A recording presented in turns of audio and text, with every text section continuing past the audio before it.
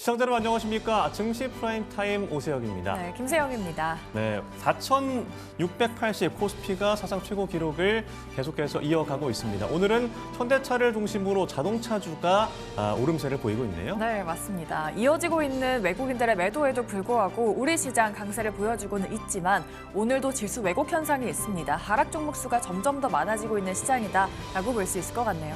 네, 오늘 증시 프라임타임 주요 내용부터 짚어보도록 하겠습니다. 네, 먼저 투자상위 1%는 지금입니다. 지금 실시간 순매수 그리고 매도 종목들 보도록 할 텐데요. 오늘은 현대차그룹주의 수급 쏠림이 심합니다. 현대차그룹주 달려주고 있는 모습 보여주고 있고요. 그리고 네이버 역시 주가 상승을 보여주고 있습니다만 매도 상위에 포착되어 있는 움직임 보여주고 있습니다. 잠시 뒤에 전략 이야기 나눠보도록 하고요. 프라임히트픽 시간에는 김진균 전문가의 안목으로 공략주 꼽아드리도록 하겠습니다. 오늘은 피지컬 AI 공략주로 꼽히는 MLCC 탑픽 공개해드린다고 하니까요. 끝까지 함께해 주시기 바라겠습니다. 네, 미국 샌프란시스코에서 JP모건 헬스케어 컨퍼런스가 개막을 했습니다. 자, 빅 이벤트 당일에 K바이오의 대장주는 무엇일지 직격 프라임에서 알아보도록 하겠고요. 자, 그래서 오늘 2016 경제를 보다 시간에는 강하나 원리버 작가님을 모시고 제약바이오주 올해 전망은 어떤지 깊이 있게 이야기 나눠보도록 하겠습니다. 자, 딜사이트 경제TV 유튜브 채널을 통해서도 함께 하실 수 있습니다. 많은 참여 부탁을 드리겠고요. 1월 13일 화요일입니다. 증시 프라임타임 지금 출발합니다.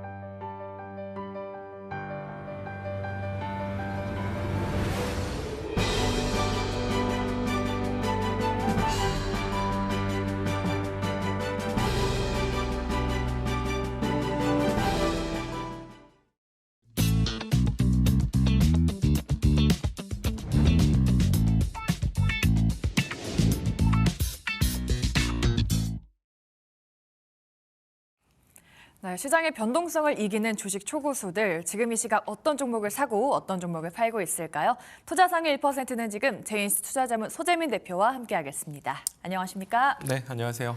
네, 저희가 매일 하락 종목수, 상승 종목수 짚어드리고는 있는데 오늘도 지금 하락 종목수가 점점 우세한 상황이거든요. 이거 좀 불안한데요? 사실 계속 최근 한 300 돌파서부터 네. 전체까지 계속 이런 패턴이 지속되고 있는 것 같거든요. 이걸 마냥 부정적으로 봐야 되는가라고 생각을 해보면 네. 꼭 그렇지만은 않아요. 사실 썩 그래요? 기분이 좋지는 않거든요. 네. 그러니까 이 과열이 쭉 지속이 된다라고 했을 때 사실 지금 시장은 제가 계속 말하지만 고평가 증시냐? 고평가는 저는 절대 그렇죠. 아니라고 봐요. 네. 다만 코스피는 저는 5천 넘어가도 고평가는 아니다라고 생각을 하거든요. 삼성전자와 하이닉스를 가지고 네. 있는 우리나라 증시가 그 정도밖에 안 된다고라는 생각을 하기 때문에 네. 사실 거기까지 올라가도 고평가는 아니다라고 판단하지만 최근 들어 과열 양상을 보인 건 맞기 때문에 네네. 사실 이렇게 삼성전자랑 하이닉스 쪽으로 돈이 집중된 상태에서 최근에 현대차까지 한 숟갈 거들고 있죠. 그러니까요. 그래서 만약에 이런 쪽에서 만약에 자금이 이탈된다라고 했을 때 과연 시장 지수 갈 때 소외받았던 종목군들이 잘 버틸 수 있을까? 여기에 대해서 좀 걱정이 들 뿐, 물론 이런 과열이 꼭 투매로만 풀리는 건 아니에요. 중간에 이제 횡보 단계로서 풀리는 경우의 수도 존재를 하기 때문에 너무 걱정하실 필요는 없을 것 같고요. 설령 시장에 투매가 이제 나온다라고 해봐야 그거는 시장의 방향성이 바뀌기 위한 투매다라기보다는 네. 최근 과열을 좀 풀어내기 위한 투매인 만큼 오히려 그때를 여러분들이 매수 찬스로 삼아서 접근하시면 될 것 같고요. 문제는 이제 그때 여러분들이 매수 찬스다라고 말을 했을 때 네. 계좌에 돈이 없으면 안 되겠죠. 그래서 항상 지금 시장에서 이러한 투매 가능성, 과열이라는 건 일단 인지를 하시고 이 과열이 언제 끝날지 여기에 대해서는 이제 시장 지수 지지선 잡고 매매를 해야 되는데 오늘 시간이 되면 제가 남겨드리도록 하겠습니다. 네, 좋습니다. 지수는 상승 중이지만 수급 쏠림이 좀 심화되고 있습니다. 이런 가운데 우리 주식 초고수들은 지금 이 시각 어떤 종목을 담고 있는지 탑10 종목들 보도록 하겠습니다. 실시간 순매수 종목들 보여주시죠.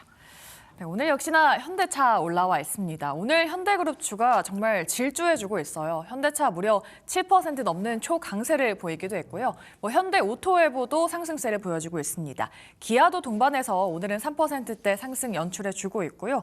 SK하이닉스 같은 경우에는 보합권대에서 등락을 거듭해주고 있습니다. 현대건설이 포착이 됐는데요. 대형 원전을 넘어서 SMR에 대한 기대감 반영되면서 어제 주가 상승이 가팔랐었는데 오늘은 소폭의 약세를 보여주고 있고요. HK 이노행 같은 경우 이 K캡에 대한 미국에서 신약 허가 절차에 돌입했다라는 소식이 나오면서 오늘은 세론 뉴스가 좀 나오는 걸까요? 6%대 급락세 보여지고 있고요. 오늘 고영 같은 경우에는 10%가 넘는 장대 양봉 연출을 해주고 있습니다. 그리고 ESS 관련주인 한중 NCS 내년부터는 EV용 쿨링 플레이트 매출이 본격화될 거다라는 전망이 함께 나와주고 있습니다. 긍정적인 리포트 나와주고 있는 상황입니다. 자, 이렇게 오늘의 순매수 종목들 좀 짚어주셨는데요. 이 중에서는 어떤 종목 보면 좋을까요, 대표님? 일단은 지금 오늘 시장에서 가장 핫한 게 아무래도 현대차다 현대차죠. 보니까 또 네. 많은 투자자분들이 지금이라도 현대차를 따라잡아야 되나 뭐 이런 생각을 할 것 같아요. 이것도 과열이죠, 지금. 사실 제가 현대차 같은 경우도 이 방송에서 제가 계속 지속적으로 맞습니다. 구간을 좀 잡아드렸던 네. 것 같아요. 그래서 그 라인에 맞춰서 매매하신 분들 같은 경우는 지금 달달하셔서 이걸 팔아야 되나 말아야 네. 되나 뭐 이런 고민들도 하실 것 같은데 어. 지금 일단은 현대차 같은 경우가 왜 선택을 받고 올라가는가 여기에 대해서 좀 생각할 필요가 있어요. 제가 최근 들어서 만약에 지금 시장이 좀 과열되어 있고 만약에 시장 지수가 조정을 준다라고 하면 뭐 경기 침체에 대한 우려라던가 지정학적 리스크 뭐 이런 것 때문에 조정을 줄 수 있다. 그래서 주목받을 수 있는 종목군들은 뭐 방산주가 있을 수 있고 조선주가 있는데 경기 침체로 주목을 받는 게 어떤 거라고 했는지 혹시 기억나시나요? 경기 침체. 경기 침체 네. 우려가 있을 때는 어떤 종목군들이 좀 힘이 좋다. 실적이 뒷받침되는 그런 그쵸. 방산이나 그쪽이 그쵸. 좀 괜찮다. 그렇죠. 네. 제가 방산하고 조선 쪽을 일전부터 계속 강조를 했던 게 실적이 뒷받침되는데 지금 지정학적 리스크, 트럼프 모멘텀도 대통령의 행보 이 두 가지가 같이 교집합이 되기 때문에 네. 방산 조선주 쪽을 좋게 본다라고 했죠. 자, 일단 현대차 같은 경우 실적이 나쁠까요? 아니죠. 좋죠. 실적 엄청 좋죠. 네. 그럼 일단 현대차도 한 가지 조건을 충족한 거예요. 실적이 뒷받침되는 덩치 큰 우량주라는 거. 그리고 여기에 추가적으로 원래 이번에 CES 끝나고 나서 사람들의 관심이 했던 게 이번에 JP 모건 헬스케어 여기 쪽으로 뭔가 제약바이오가 엄청 잘 가지 않을까? 네. 이런 기대감을 엄청 가지고 있었는데 정작 까고 보니까 별 제약바이오 섹터 좀 힘이 없잖아요. 수급이 좀 빠지는 것 같아요. 이거 제로 소멸인가? 뭐 이러면서 이제 매도세가 나오고 있고 조금 이따 뒷부분에 좀 더 추가적인 코멘트를 드리겠지만 네. 그러다 보니까 시장의 돈들이 이제 제약바이오를 들어가자니 쟤네들 제로 소멸인가? 왜 힘이 없지? 자, 그러면 실적이 괜찮은 종목군들 뭐 있지? 라고 눈을 둘러보다가 결국에는 피지컬 AI다라고 하면 피지컬 AI 관련주 중에 실적 좋은 거 지금 현대차가 대표적이거든요. 그러네요. 그러다 보니까 약간 수급 공백에서 현대차 쪽으로 자금이 좀 집중되고 있다라고 보시면 될 것 같고요. 뭔가 추가적으로 우리가 예상하지 못한 새로운 이슈가 지금 빵 등장한 건 아니에요. 그쵸. 근데 요즘 트렌드가 약간 우량주가 이 차트를 보면서 좀 설명을 해드려야 될 것 같은데 네. 요즘 시장에서 우량주가 이렇게 상승 추세를 예쁘게 만들고 있다가 이 상승 추세선 상단을 돌파하면 그때부터는 과열 국면으로 확 진입하거든요. 그러니까 원래대로라면 이 자리를 돌파하지 못하고 밀리는 게 일반적인 흐름이에요. 근데 지금과 같은 시장 특성에서는 우량주가 추세선 상단에서 밀리기보다는 여기를 돌파하고 과열 국면으로 진입하는 경우가 굉장히 많습니다. 자, 그럼 현대차 같은 경우도 우상향 추세선 상단을 돌파하고 지금 과열 구간에 들어갔거든요. 네. 그럼 현대차를 언제 팔아야 될까요? 뭐 이제 이런 질문들을 하세요. 이게 추세에 따라 움직일 때는 우리가 목표가를 정할 수 있어요. 여기가 추세선 상단이니까 여기서 파세요. 여기서 분할 매수하세요. 이렇게 말할 수 있지만 과열 국면에 진입하고 나서부터는 목표가를 잡는 게 의미가 없어요. 어디까지 갈까? 이걸 생각할 게 아니라 어디를 이탈하면 비중을 줄인다라는 생각으로 신규 진입이라던가 보유자분들은 대응하는 게 맞거든요. 그러니까 여러분들이 주식할 때 꼭대기에서 팔 수 없다라는 말은 다들 들어보셨을 거예요. 네네. 어깨에서 팔아야 된다. 이럴 때 보통 과열인 종목군들을 그런 식으로 접근을 하는 겁니다. 그러니까 목표가가 없이 자기 그릇대로 여러분들이 가지고 가시다가 중요 지지선 이탈했을 때는 비중을 좀 줄인다 생각하시면 되고요. 네. 만약에 내가 지금 현대차를 들고 있거나 혹은 지금 신규 진입을 하고 싶어. 그러면 여기서 제가 어디를 지지라인으로 자꾸 끌고 가야 될까요? 라고 하면 일단은 30분 봉 차트라던가 120분 봉 차트 두 가지 중에 하나를 보시면 되고요. 자, 30분 봉 차트에서 현대차 보면은 지금 무슨 색깔 선 딛고 계속 반등하고 있죠? 노란색. 그렇죠. 노란색 선이에요. 그럼 30분 봉에서 이게 60일선이거든요. 네. 이 자리를 이탈하기 전까지는 이 현대차의 흐름이 계속 좋을 가능성이 높아요. 그럼 신규 진입하시는 분들 같은 경우도 이 30분 봉에서 60일선을 기준으로 잡고 가시면 됩니다. 현 시점 기준으로는 36만 5천 원 정도지만 30분마다 봉이 하나씩 생기죠. 그럼 30분마다 위치가 달라져요. 그래서 이제 여러분들이 30분이나 2시간 간격, 뭐 3시간 간격으로 한 번씩 확인해서 이 60일선 부근 오면 그때 매수를 한다던가 아니면 지금 매수를 하고 여기 이탈하기 전까지는 손절을 하고 그냥 쭉 끌고 간다던가 보유자분들도 마찬가지로 여기 이탈하기 전까지는 쭉 끌고 가시는 방법으로 현대차를 접근하시면 될 것 같습니다. 네. 우량주가 이제 상승 추세를 돌파한다라고 한다면 과열 구간에 계속해서 진입하는 그런 패턴 나타나고 있습니다. 지난주부터 저희가 꾸준하게 전략을 만들어 드리고 있는데요. 그 이탈을 하지 않는지가 좀 중요한 체크 포인트가 될 것 같다라고 말씀드려봤습니다. 전략 잘 참고해 보시기 바라겠고요. 그럼 매수에 이어서 매도 상위 종목들도 보도록 하겠습니다. 지금 가장 많이 팔고 있는 종목들은요. 네이버와 삼성전자가 1, 2위에 나란히 올라와 있습니다. 그리고 HD 한국조선해양이 포착이 되고 있는데요. 최근에 자체 개발했던 풍력 보조 장치 윙세일 시제품을 선박에 탑재하고 해상 실증을 본격화했다라는 뉴스가 나왔습니다. 일주일 넘게 주가 잘 올라와주고 있고요. 그리고 오른페라퓨틱스는 이름처럼 몇 달간 꾸준히 올라와줬던 종목인데 이틀 연속 차익 매물 나와주고 있습니다. 오늘은 6%가 넘는 음봉을 보여주고 있고요. 오늘 말씀하신 대로 제약바이오주 주춤하는 종목들이 좀 있습니다. 올릭스 글로벌 사업 확장에 나선다라고 하지만 컨퍼런스 개막하자마자 4%대 약세, D&D 파마텍도 6%대 하락했는데 낙폭을 그래도 조금은 줄이려는 모습을 보여주고 있는 종목들입니다. 그리고 오늘 현대차에 이어서 LG그룹주도 좋습니다. LG전자를 비롯해서 7위에 있는 LG CNS도 2%대 추가적인 상승세 보여주고 있고요. 대한전선과 BHI까지 오늘은 순매도 상위에 이름을 올려주고 있습니다. 자, 그럼 이 중에서는 오늘 삼성전자를 짚어주신다라고 하셨는데 사실 이 종목도 이제 꾸준히 짚어주셨던 종목이에요. 이제 과열 구간에 진입해 있는 종목인데 오늘 좀 전략을 수정할 게 있을까요? 뭐 사실 수정할 건 없고요. 여전히 과열 국면에서 지금 잘 움직이고 있거든요. 그런데 제가 과열을 풀어내는 방식에는 두 가지가 있다라고 했어요. 첫 번째는 상승의 절반 정도를 그냥 투매를 주면 돼요. 잘 올라가다가 패대기 치면 사람들 깜짝 놀라서 팔잖아요. 그렇게 해서 과열이 식는 경우가 있고요. 그게 아니면 중간에 횡보를 하면 돼요. 네. 그럼 횡보를 하면 사람들이 어떻죠? 이제 끝인가? 지루하다. 지루해. 네. 이러면서 사람들의 이제 과열이 식게 되거든요.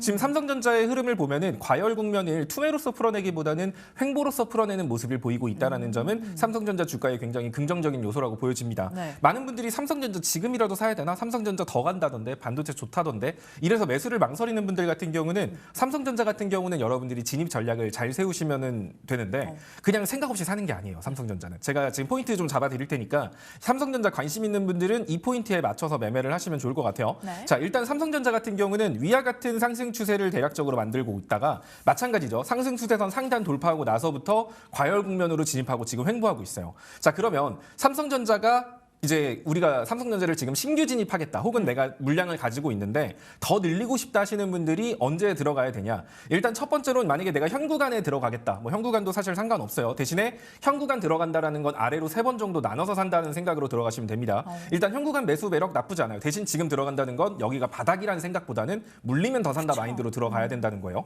자, 삼성전자가 일단은 첫 번째 추세를 지킬 수 있는 선을 보면은 지금 60분봉, 120분봉 차트를 보면은 60분봉 차트에서 61선 지금 겨우겨우 지켜내고 있거든요. 근데 이 자리 지금 좀 위태위태하죠. 만약에 이 자리를 이탈한다. 삼성전자가 13만 8천 원 정도 라인을 이탈한다라고 하면 일단은 13만 4천 원 정도 여기 적어두시면 좋을 것 같아요. 13만 4천 원 정도까지 1차적으로 눌림이 가볍게 줄 수 있어요. 그러면 거기서 한 번 더 산다. 혹은 거기서부터 신규 진입하는 게 뭐 가장 좋을 것 같기는 하지만 그리고 13만 4천 원 한 번. 그리고 두 번째는 이제 볼린저 밴드 상단. 이 자리가 13만 원 선이거든요. 13만 원 정도 선. 요 정도 자리까지 만약에 12만 8천 원에서 13만 원. 요 자리는 최근 상승분의 절반 조정을 주는 자리예요. 아까 제가 말했죠. 과열을 시키기 위해선 상승분의 절반을 조정을 주거나 횡보를 한다. 그랬으면은 뭐 절반 조정을 준다라는 경우의 수로 흘러간다라고 했을 때 삼성전자는 12만 8천 원 정도까지 눌림세를 한번 보여줄 수 있습니다. 따라서 삼성전자를 여러분들이 좀 관심 있다 하시는 분들은 한 13만 3, 4천 원에서 한 번, 그리고 12만 8천 원에서 13만 원 라인에서 한 번 이렇게 두 번 잡으면 되고요. 만약에 삼성전자가 12만 8천 원까지 깨진다라고 했을 때는 과거 상승 추세로 들어가기 때문에 12만 원까지도 좀 크게 눌렸다가 반등 나올 수 있어요. 그러면 12만 원까지도 눌릴 수 있겠지만 걱정하지 말자라는 생각으로 이런 포인트들을 미리 생각해 놓고 거기서 내가 좀 더 사거나 물량을 늘리겠다 생각하시면서 삼성전자를 접근하시면 뭐 단기 등락에 흔들리실지도 않을 거고요. 뭐 중장기적으로 굉장히 좋은 종목이니까 이렇게 포인트 맞춰서 접근하시면 될 것 같습니다. 네, 삼성도 현대랑 비슷하게 상승 추세를 돌파한 이후에 과열 구간에 좀 진입해 있는 종목이죠. 그렇기 때문에 지금 매수를 하신다면은 높은 가격은 좀 맞기 때문에 추가적인 조정이 나온다라고 한다면은 매수해 보는 방법도 염두에 두셔야 될 것 같습니다. 삼성전자에 대한 전략도 저희가 좀 짚어드렸고요. 다음으로는 5거래일 동안 순매수하고 있는 종목들도 보겠습니다. 오늘 10가지 종목들은요. 네, 심택 어제 급등했었던 종목이죠. 오늘 1위에 이름을 올리면서 상승 중에 있는 심택이 포착이 되고 있고요. 또 삼양식품 같은 경우에는 최근에 주가 부침이 조금 있는 종목입니다. 이 증권가에서는 최근 조정으로 인해서 밸류 부담이 다소 완화됐다라는 긍정적인 평가를 내놓고 있습니다. 그러면서 경쟁 업체들 대비해서도 높은 성장성이 장기간 이어질 수 있다라는 점에 주목해야 된다라는 평가를 함께 내놓고 있습니다. 그리고 더존비중 같은 경우에는 외국인이 2주 넘게 꾸준하게 담고 있는 종목입니다. 실적도 괄목할 만한 성장세를 보여주고 있다라는 긍정적인 평가 함께 받아가고 있는 종목이고요. 이 고려아연 같은 경우에는 최근에 크루셔블 프로젝트를 발표했습니다. 이 미국의 정부와 함께 미국 재련소를 건설하겠다라는 목표를 내놓은 종목인데요. 글로벌 핵심 광물 허브로 도약하는 계기가 될 것이다라는 평가까지 함께 이어지고 있습니다. 그리고 지노믹트리 같은 경우에는 제약바이오 관련주인데 오늘 약세를 함께 연출해주고 있고요. 하이브 같은 경우에도 BTS 컴백과 함께 긍정적인 리포트들이 쏟아져 나오고 있는 상황 보여지고 있습니다. 자, 순매수 상위 종목들 중에서는요. 오늘 하이브 짚어주신다라고 하셨는데 하이브가 사실 작년에는 어닝 쇼크를 기록을 하긴 했는데 이번에는 BTS 모멘텀 따라서 괜찮을 거다라는 평가가 이어지고 있긴 하거든요. 그렇죠. 아까도 말했지만 만약에 시장 침체, 경기 침체 우려 있으면 주목받는 것보다 실적이죠. 실적주. 보통 엔터주 같은 경우는 이제 전통적으로 4분기의 실적이 좀 강세의 흐름을 많이 보여줘요. 그럼에도 아무래도 불구하고 쇼크였네요. 그죠. 3분기 실적이 좀 안타까웠던 거죠. 근데 그것도 일회성 비용이었기 때문에 사실 막 진짜 망했다 이런 느낌은 아니었거든요. 근데 어떻게 보면 좋은 게 3분기 때 약간 어닝 쇼크 막 이러면서 네. 빠졌잖아요. 근데 4분기에 실적이 확 올라가는 모습을 보인다라고 하면 시장은 당연히 더 환호할 네네. 수밖에 없겠죠. 여기에 추가적으로 지금 시장이 주목하고 있는 키워드가 제가 실적이다라고 말을 했죠. 아무래도 시장이 과열됐고 조정을 준다라고 하면 시장이 흔들릴 때 경기 침체에 대한 이유로 조정을 주면 실적 관련에 대한 관심이 커질 수 있기 때문에 뭐 삼양식품이라든가 이런 게 실적 관련주들이 최근 들어서 올라가고 있다 생각하면 하이브뿐만 아니라 엔터 관련주 같은 경우도 실적이 4분기에 좋을 수밖에 없는 섹터이기 때문에 여러분들이 좀 주목할 필요가 있을 것 같아요. 네. 뭐 게다가 BTS 컴백뿐만 아니라 최근에 중국하고 일본하고 관계가 굉장히 안 좋잖아요. 그렇다 보면은 중국 입장에서도 야 한국 너네 우리랑 더 친하게 지낼 거지. 일본 입장에서도 야 중국 말고 우리랑 더 친하게 지내야지 무슨 소리야. 뭐 약간 이런 식으로 원래 우리나라가 항상 중간에 껴서 피해만 보는 입장이었는데 오히려 이번에는 중국하고 일본의 관계가 악화되면서 국내가 오히려 더 수혜를 받을 수 있다. 이런 분석들이 많이 나오고 있습니다. 그런 관점에서 이번에 당장 한한령 해제까지 이어지진 않았지만 단계적으로 이제 문화 교류를 하겠다라는 이제 이재명 대통령의 말도 있었던 만큼 여기에 대한 키워드들이 중간중간 계속 던져질 수 있다라고 보거든요. 그래서 엔터 같은 경우는 최근에 재료 소멸 이슈로 낙폭을 보이기는 했지만 4분기 실적이 탄탄하다는 점과 뒤에 이어서 붙을 만한 이슈들이 존재한다는 점 이런 거 생각해 보면 엔터 관련주들도 여러분들이 좀 눈여겨볼 필요가 있을 것 같습니다. 하이브 같은 경우도 지금 전고점 부근에서 밀렸다라는 건 다소 아쉽지만 31만 5천 원 정도 라인을 이탈하지 않는다라고 하면 다시 한 번 더 이번엔 재차 전고점 갱신을 노려볼 수 있는 종목인 만큼 하이브도 지금 사람들의 매수세가 집중되는 이유가 이런 이유 때문인 것 같습니다. 네, 하이브 뭐 실적 성장에 대한 가시성도 있고요. 또 계속해서 한중 관계 완화에 대한 시그널이 나오는 만큼 주목해볼 만하다라는 전략 짚어주셨습니다. 하이브 짚어드렸고요. 다음으로는 저희 5거래일 동안 팔고 있는 종목들 보도록 하겠습니다. 순매수 탑10 종목들은요. 네, 오늘은 SK 하이닉스 올라와 있고요. 알테오젠, 현대차까지 이름을 올려주고 있습니다. 일단 뭐 JP모건 컨퍼런스가 개막을 했는데도 불구하고 제약바이오주 약간은 밀리는 모습 보여지고 있죠. 잠시 뒤에 전략 짚어드리도록 하겠고요.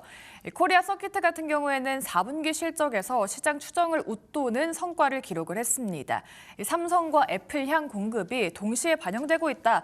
내년 실적 전망치까지 모두 우상향할 것이다라는 긍정적인 분석들 나와주고 있습니다. 주가도 계속해서 우상향 보여지고 있는 종목이고요. 미래에셋증권도 어제 강세를 보였던 종목입니다. 스페이스X 상장 기대감과 관련한 종목이고요. 오늘장도 주가 강세 보여지고 있습니다. 그리고 어제 저희가 짚어드렸었던 종목이죠. 현대로템. 시장이 조용할 때 견고한 이슈 그리고 실적과 함께 올라와주는 종목이다라고 말씀드렸었는데 오늘 기관수급도 들어와 주면서 2%대 강세 보여지고 있고요. 효성중공업도 이름을 올려주고 있는 모습 보여지고 있습니다. 자, 이 중에서는 저희가 알테오젠을 좀 이야기 나눠보도록 할 텐데 JP모건이 개막을 했음에도 불구하고 차익 매물이 좀 나와주고 있어요.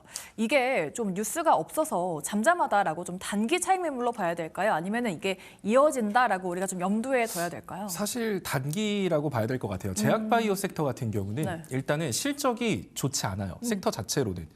실적에 대한 기대감이 그렇게 많은 그쵸. 섹터가 아니거든요. 네. 제약바이오는 기대감으로 먹고 간다. 뭐 이렇게 얘기가 나오고 있죠. 그러면 보통 제약바이오 섹터가 강세인 시장이 어떨 때냐면 금리 인하 시즌에 보통 강세를 보이게 돼요. 금리 인하에 대한 기대감이 있는 상태에서 이번에 JP 모건 헬스케어 이 컨퍼런스가 있었다라고 하면 이 두 가지가 섞이면서 네. 시장에서 주인공이 될 수 있었을 것 같거든요. 근데 지난 고용 지표 같은 경우가 이제 이 금리 인하에 대한 기대감을 키울 수 있는 이 경제 지표 중에 하나였죠. 네. 근데 실업 자체는 줄어들었어요. 실업이 줄어들었다는 건 경기가 탄탄하네라는 생각이 들 수밖에 없죠. 그러네요. 경기가 탄탄하면 금리 인하를 하지 않아요. 보통 금리 인하를 하는 이유는 경기가 악화될 것 같을 때 선제적인 조치로서 하는 거니까요. 근데 고용 숫자를 보니까 고용 숫자는 좀 줄었단 말이에요. 그럼 고용의 열기는 식었다. 그러면은 경기 침체인가? 약간 긴가민가? 그래서 지난 고용 지표를 봤을 때는 금리 인하에 대한 기대감을 키워주지는 못했어요. 약간 긴가민가하다 하면서 마무리됐거든요. 이제 그런 상황에서 JP 모건 헬스케어 컨퍼런스 이쪽이 열리면서 이제 제약바이오가 올라가겠지 했는데 제약바이오에 필요한 건 금리 인하에 대한 기대감이거든요. 그쵸. 아무래도 기술주에 관심을 쏟게 만들 수 있으니까. 근데 그런 게 없다 보니까 약간 CES 상황 보더라도 CES 열렸는데 정장부 없네? 제로 소멸인가? 요런 이유로 빠졌던 것처럼 이번에도 마찬가지인 것 같아요. 근데 이제 오늘부터 발표되는 소비자 물가지수, 생산자 물가지수 이런 지표들에 따라서 좀 분위기가 확 바뀔 수 있는 게 소비자 물가지수 이런 게 시장 기대보다 낮게 나온다라고 한다면 물가가 안정적이기 때문에 금리 인하에 대한 기대감 확 커질 수 있겠죠. 그러면 제약바이오 다시 한 번 더 반등할 수 있다라고 보고 있고요. 알테오젠 같은 경우도 사실 지금 뭐 최근에 갑자기 잘 올라가다가 눌린다 그래서 여러분들이 보기에는 왜 이러지라고 생각을 하지만 차트적인 관점으로 봤을 때 제가 항상 잘 모르겠으면 절반만 기억하시면 돼요. 네. 급격한 낙폭의 절반 정도 회복을 하고요. 급격하게 상승했으면 급격한 상승의 절반 정도 조정을 주는 게 일반적이에요. 그럼 알테오젠 같은 경우도 급격한 낙폭의 절반 정도 기술적 반등 나왔던 거고요. 이렇게 올라가는 과정에서 또 조정 없이 급격하게 올라갔잖아요. 이 급격한 상승의 절반 정도 조정 주고 있다라고 생각하시면 좋을 것 같습니다. 따라서 알테오젠 같은 경우는 46만 5천 원 라인만 이탈하지 않는다라고 하면 다시 한 번 더 50만 원을 넘는 상승 나올 수 있기 때문에 알테오젠 보유자분들 같은 경우는 46만 5천 원 라인 체크하시면 좋을 것 같고요. 관심 있는 분들 같은 경우도 현 구간부터 한 46만 원 정도 선까지 분할 접근하셔서 50만 원, 52만 원 정도 목표가 잡는 거 나쁘지 않다고 보여집니다. 네. 제약바이오는 워낙 금리나 모멘텀을 좀 타는 섹터이기 때문에 오늘 JP모건 컨퍼런스가 개막했음에도 불구하고 좀 약세를 보여주고 있습니다. 그럼에도 다시 반등에 대한 기대감 유효하기 때문에 전략 만들어 드렸으니까요. 알테오젠에 대한 전략도 꼼꼼하게 체크해 보시면 좋을 것 같습니다. 자, 이렇게 초고수들의 포트폴리오를 저희가 짚어봤는데요. 우리가 고수가 되기 위해서 우리 대표님의 공략주도 정말 궁금하거든요. 오늘은 좀 어떤 종목 갖고 나오셨습니까? 사실 제가 가지고 오는 건 네. 지금 주목받는 게 아닌 맞습니다. 것들이잖아요. 네, 여러분들 안전하게 갈 수 있는 종목. 그렇죠. 어차피 수익 볼 수 있는 종목 올라갈 종목을 미리 준비한다라는 게 제 마인드이기 때문에 일단은 지금 시점에서 여러분들이 좀 주목했으면 좋겠다는 섹터는 우크라이나 재건 관련주입니다.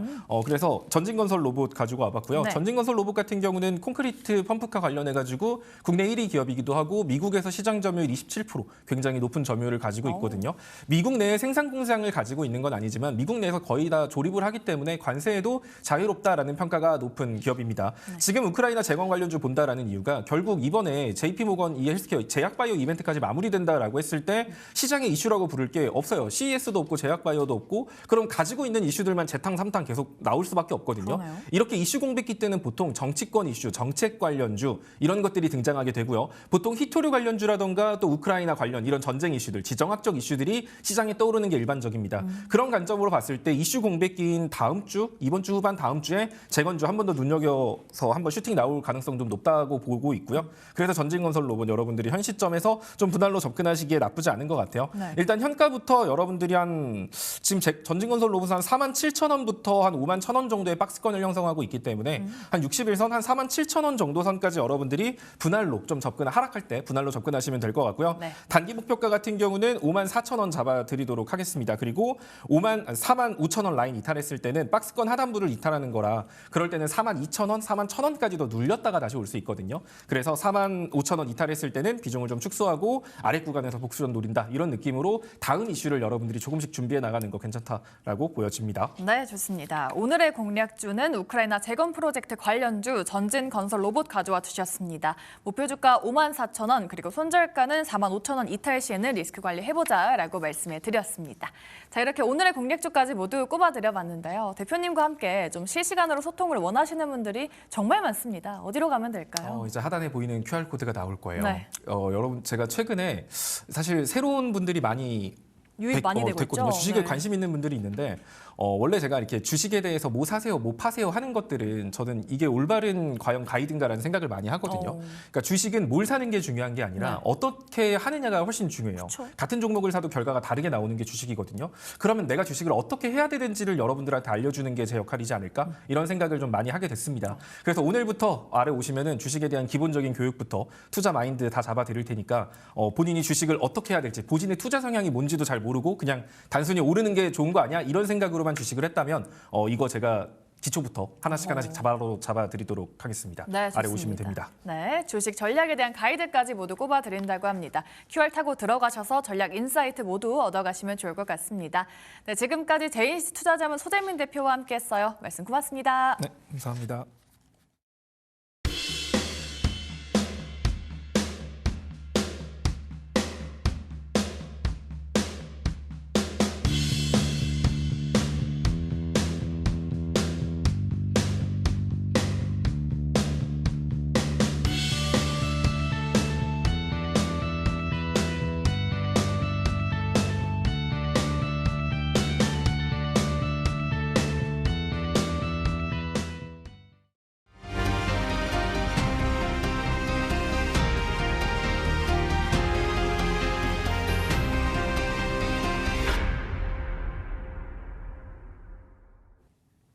네, 이 시각 시장의 이목을 집중시킨 업종과 개별주에 대한 투자 판단을 해보는 직격 프라임 시간입니다.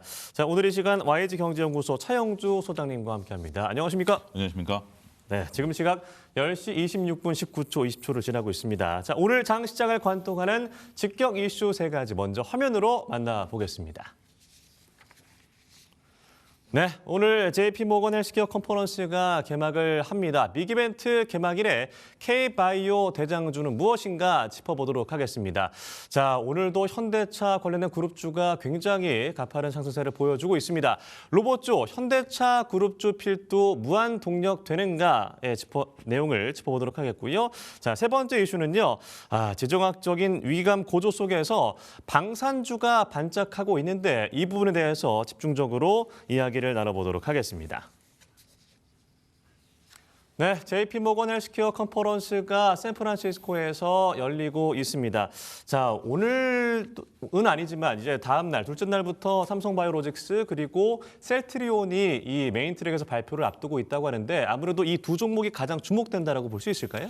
전반적으로 어떤 기업들이 이제 참석했는지 여부가 이제 관건이 되고요. 네. 그러니까 메인 트랙에서 얘기한다라는 것은 나름대로 이제 주제 발표를 한다라고 말씀드릴 수 있긴 하겠습니다만 이게 JP모건 헬스케어 컨퍼런스가 우리나라 기업만 참석하는 게 아니라 글로벌 기업들이 다 참석을 하는 거거든요. 그래서 네. 메인 트랙에서 발표하는 기업들도 여러 기업들이 다 발표를 하게 됩니다. 그래서 일단 제가 이렇게 서두에 약간의 조금 그 말씀을 좀 드리는 것은 예. 균형 감각을 잡자라는 겁니다. 우리가 전체적으로 봤을 때 우리가 컨퍼런스에서 우리나라 기업만 이제 부각이 될 것이다. 이제 언론에서도 그렇게 하고 많은 투자자분들이 관심을 갖긴 하겠습니다만 다양한 기업들이 참석한다라는 것을 말씀드리겠고요. 네. 그다음에 이제 우리가 이제 작년서부터 제약바이오에 대해서 이런 컨퍼런스에 대한 기대감 많이들 얘기들을 해왔습니다. 그런데 어제까지도 움직이지 않았죠. 그러면서 야 이게 효과가 사라지는 거 아니야? 오히려 CS 관련해서는 로봇이라든지 이런 것들이 상당히 주가가 올라갔는데 네. 왜 JP모건 헬스케어 컨퍼런스에서는 못 올라가느냐라고 했는데 역시 오늘은 조금 반응이 있다라고 좀 말씀드릴 수 있겠습니다. 그런데 이제 어떤 내용들 그리고 어떤 그 기업들이 어떤 발표를 하는지가 시간을 두고 좀 봐야 되긴 하겠습니다만 현재 지금 고객 예탁금이 90조를 넘어선 상태에서 네. 많은 투자자분들이 여기에 이제 관심을 갖고 있고 또 그다음에 주가가 움직이다 보니까 덩달아서 그 상대적인 수급이 좀 몰리고 있다라고 좀 말씀드릴 수가 있겠죠. 하지만 여기서 이제 우리가 과거 사례들을 놓고 보면 이러한 컨퍼런스가 열린 다음에 주가가 지속적으로 상승한다라기보다는 이벤트 드리븐 전략. 그러니까 이제 컨퍼런스가 끝나고 나면 주가가 다소 조금 조정을 받는 경우가 상당히 많이 있었거든요. 그리고 이제 컨퍼런스에서 어떤 계약이 맺어진다라는 부분들에 대해서 생각하시는 분들은 이건 좀 오해입니다. 컨퍼런스입니다. 컨퍼런스는 이 장소에서 정말 이제 컨벤션 센터에서 수많은 기업들이 수많은 사람들이 가서 이제 지켜보고 얘기를 들어보는 것이지 거기서 네. 차분하게 계약을 맺는다 이런 장소는 아니거든요. 이제 그런 것들도 좀 구분할 필요가 있다. 어찌됐든 지금 오늘 제약바이오가 올라가니까 그다가 이제 많은 개인 투자자분들이 조금 답답해하셨을 부분들이 해소가 될 수 있는 부분들이 있긴 하겠습니다만 현 구간 내에서 적극적인 매매보다는 일정 부분 포트폴리오 매매에 국한하는 것이 가장 현실적인 방법이 아니겠나 이렇게 좀 말씀드릴 수가 있겠습니다. 네, 뭐 임상 발표나 뭐 기술 이전 등 여러 가지 이슈가 나올지 주목되고 있는 가운데 그렇다면 어떤 기대감을 갖고 있는 종목들, 그러니까 이번에 참여하는 기업들이 더 있잖아요. 네. 삼바랑 셀트리온 제외하고 어떤 기업들이 있나요? 여러 기업들이 이제 참석을 하고 있는데요. 근데 그런 부분들에 대해서 이제 참석을 한다라는 것은 새로운 더 기술을 좀 얘기를 하는 것이지 네. 구체적으로 우리가 이제 이런 기업들을 이제 가지고 우리가 이제 어서 결과물을 얻는다라고 보기는 어려울 것 같아요. 그래서 그런 부분을 좀 구분해서 보자 이렇게 좀 정리를 하겠습니다. 예, 삼성바이오로직스가 오늘 좀 상승 흐름을 보이면서 시총 3위를 다시 탈환할 수 있을 것이냐. 근데 오늘 뭐 LG 에너지솔루션도 상승률이 높아서 앞으로의 좀 주가 전망은 좀 어떠십니까? 전체적으로 삼성바이오로직스 같은 경우는 우리가 이제 에픽스홀딩스랑 이제 분할 상장된 네. 이후에 삼바가 이제 전체적으로 봤을 때 기대감이 좀 높은 기업인 건 사실이에요. 더군다나 이제 미국의 미중 간의 갈등 속에서 우리가 삼바가 또 할 수 있는 또 역할도 상당 부분 존재한다라고 좀 말씀드릴 수 있겠습니다. 그러한 부분들을 놓고 보면 지속적으로 우상향할 수 있는 그러한 저는 주식 중에 하나다라고 말씀드릴 수 있겠죠. 네. 보통 우리가 이제 셀트리온과 비교를 많이 하는데요. 셀트리온 같은 경우 주가의 움직임이 삼바보다는 좀 덜하죠. 그렇지만 이제 삼바 같은 경우는 우리가 이제 삼성그룹 내에서 역할을 할 일정 부분 할 것으로 보고 있고 최근에 어떤 지금의 이제 주식 시장의 흐름들을 놓고 보면 그룹사별로 움직이는 것 같아요. 네. 작년에 SK그룹이 움직였고 하나그룹이 움직였고 지금 이제 현대차그룹이 움직이고 또 삼성그룹이 또 움직인다라는 측면에 있어서 보면 물론 이제 뭐 그룹사 내에 있는 종목들은 여러 가지가 있죠. 그럼에도 불구하고 삼성바이오로직스 같은 경우는 삼성그룹사 내에서 나름대로 중요한 역할을 앞으로도 담당할 것으로 보고 있고 그다음에 이제 미중 갈등 속에서 우리가 CDMO 분야에 있어서 더 역할을 할 것으로 보고 있고 또 미국과의 이제 미국의 또 공장까지 지으려고 하는 부분들이 있기 때문에 네. 시총을 높이려고 하는 부분들은 계속해서 일어날 것이다. 그리고 최근에 이제 외국인들이 우리가 이제 바스켓으로 한국을 사게 된다라면 네. 우리가 삼성전자와 하이닉스, 삼성바이오, LG엔솔 뭐 이런 종목들 현대차까지 복합적으로 이제 수급이 들어온다라는 측면에 있어서는 다소 긍정적으로 볼 수 있는 요소가 아니겠나 이렇게 좀 말씀드릴 수 있겠습니다. 예, 이 에피소홀딩스와 분할을 하면서 확실하게 어떤 그 위탁 생산의 기업으로서 면모를 보여줄 수 있을지 올해 좀 기대가 된다라고 하셨고요. 사실 뭐 CS가 끝나고 나서 이슈가 좀 부재한 상황에서 단기적으로 이번 주에는 제약바이오주가 좋을 것이다라고 전망해 볼 수 있을까요?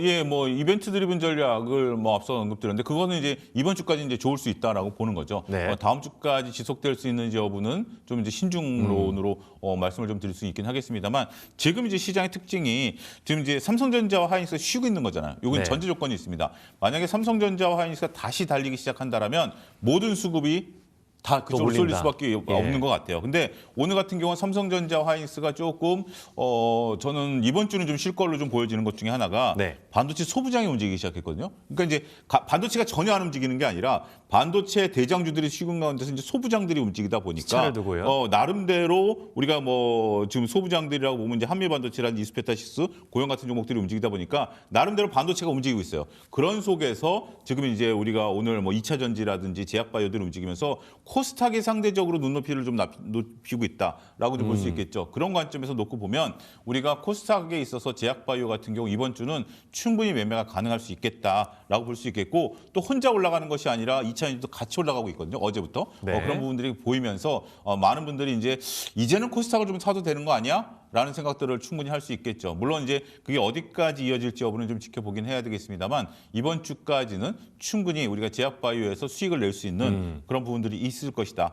한 가지 조금 안타까운 것은 네. 지금 이제 뭐 한미약품이라든지 대웅제약 같은 종목, 휴재 같은 종목 이런 것들이 조금 낙폭이 생각보다 좀 크다라는 겁니다. 네. 이런 부분들을 놓고 보면 우리가 기대감을 갖고 올라갈 수 있는 그러니까 이제 우리가 알테오젠이라든지 리가켄바이오라든지 아니면 뭐 그 삼성바이오라든지 이런 쪽들에 대해서 좀 국한해서 좀 보는 것도 하나의 방법이 되지 않을까 말씀드릴 수가 있겠습니다. 예.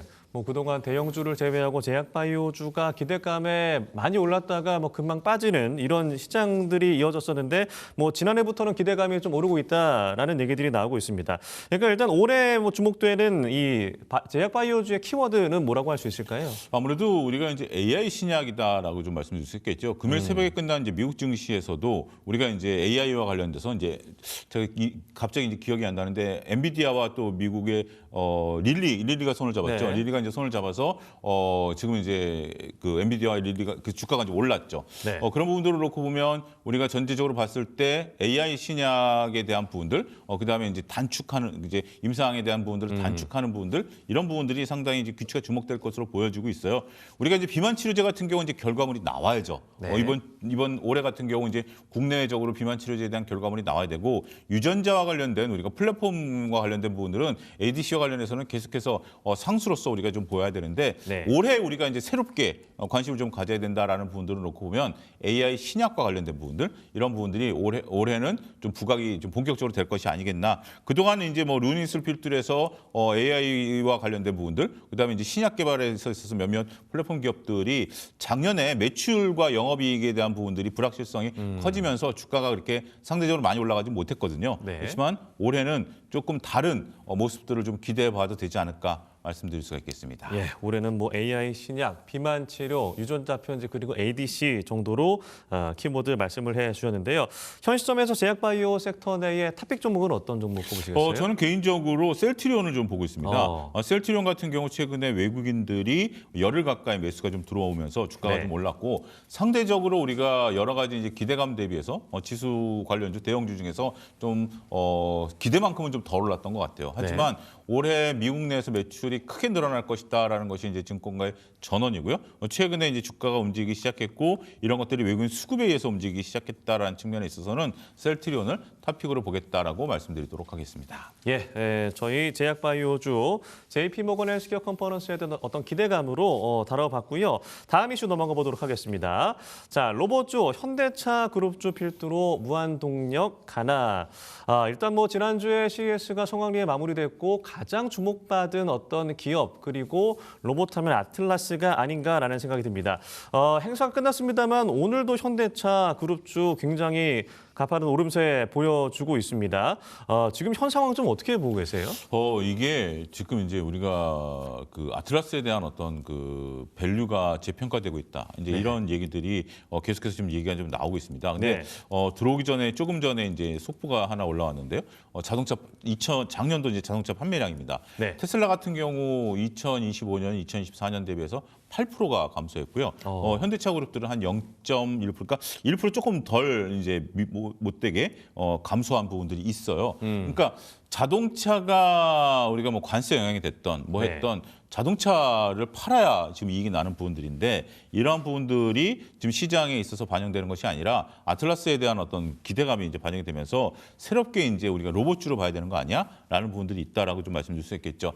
다양한 시각이 존재하는 것 같습니다. 우리가 이제 테슬라 같은 경우도 여러 가지 이제 우리가 그 평가를에 따라서 주가가 움직이는 거 아니겠습니까? 그러니까 지금 이제 현대차 같은 경우는 밸류에 대한 부분들보다는 로봇에 대한 부분들이 나타나면서 움직인다라고 봐야 될 것 같아요. 그 이유를 정확히 아는 것이 중요한 게 이것은 우리가 이제 실적과 기대감 사이에 있어서 변동성이 커질 가능성이 있다라고 볼 수 있거든요. 그러니까 로봇을 이제 앞으로 아틀라스가 만들어낼 것이고 아틀라스가 이제 주 수입원이 될 테니까 현대차를 지금부터 봐야 되겠다.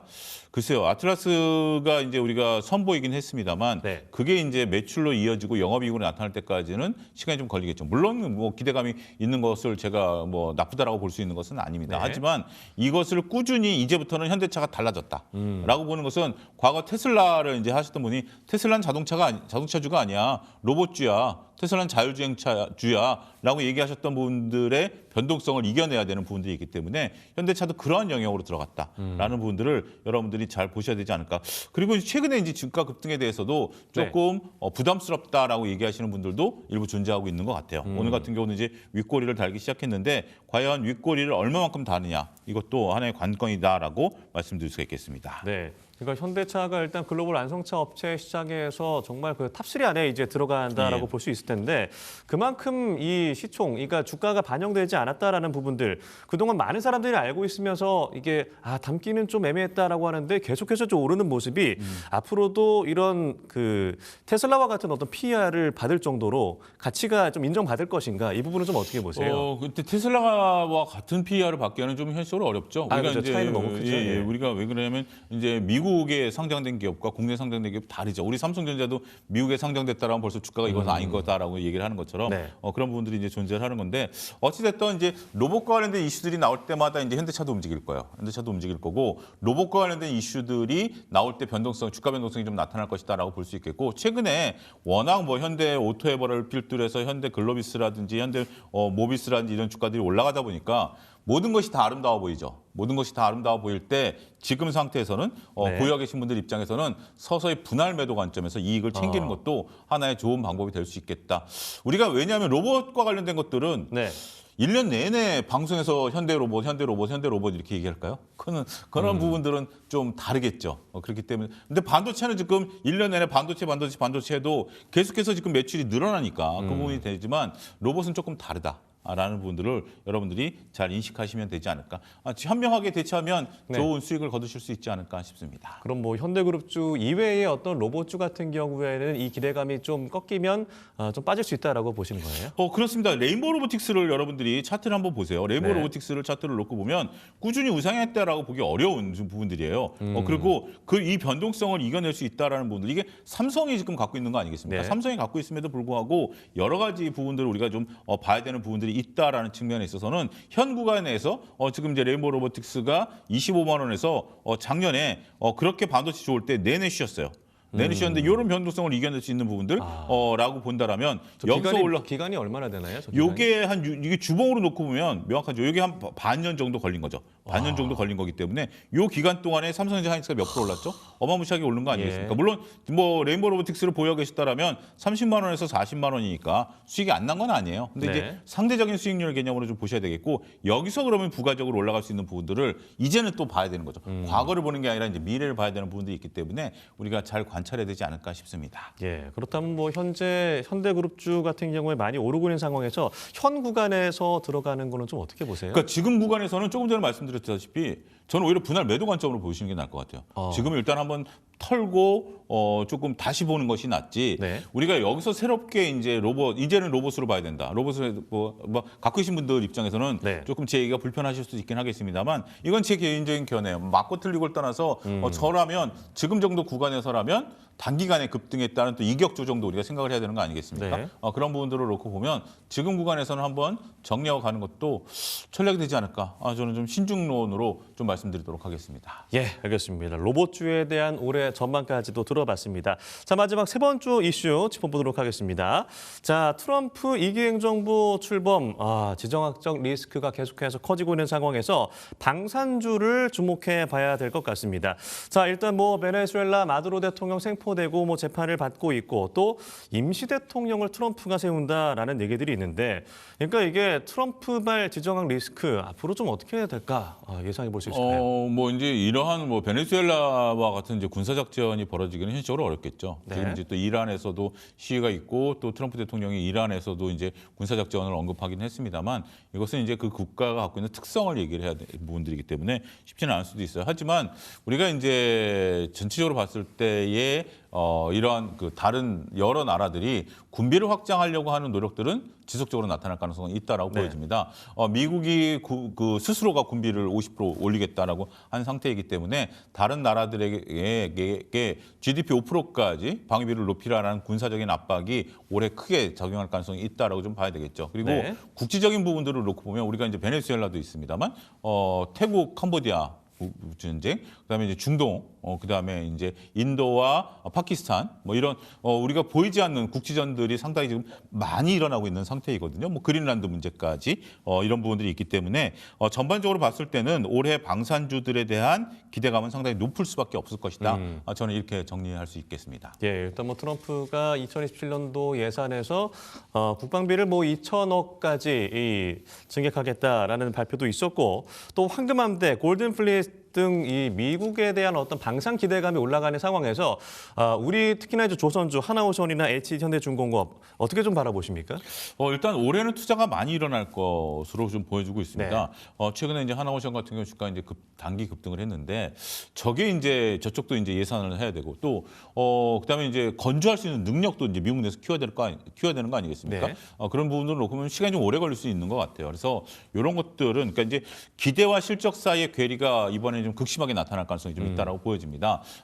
분명히 저것을 이제 만들어내긴 할 거고 우리가 상당 부분 뭐 많은 부분들을 이제 가져올 수 있는 부분들이 있긴 하겠습니다만 당장 지금 뭐 트럼프 대통령의 말처럼 그 미국 내에서도 예산을 따야 되고 기획을 해야 되고 이런 것들이 하루 이틀 내에 이루어지는 부분들은 분명 아닐 것으로 저는 보여지거든요.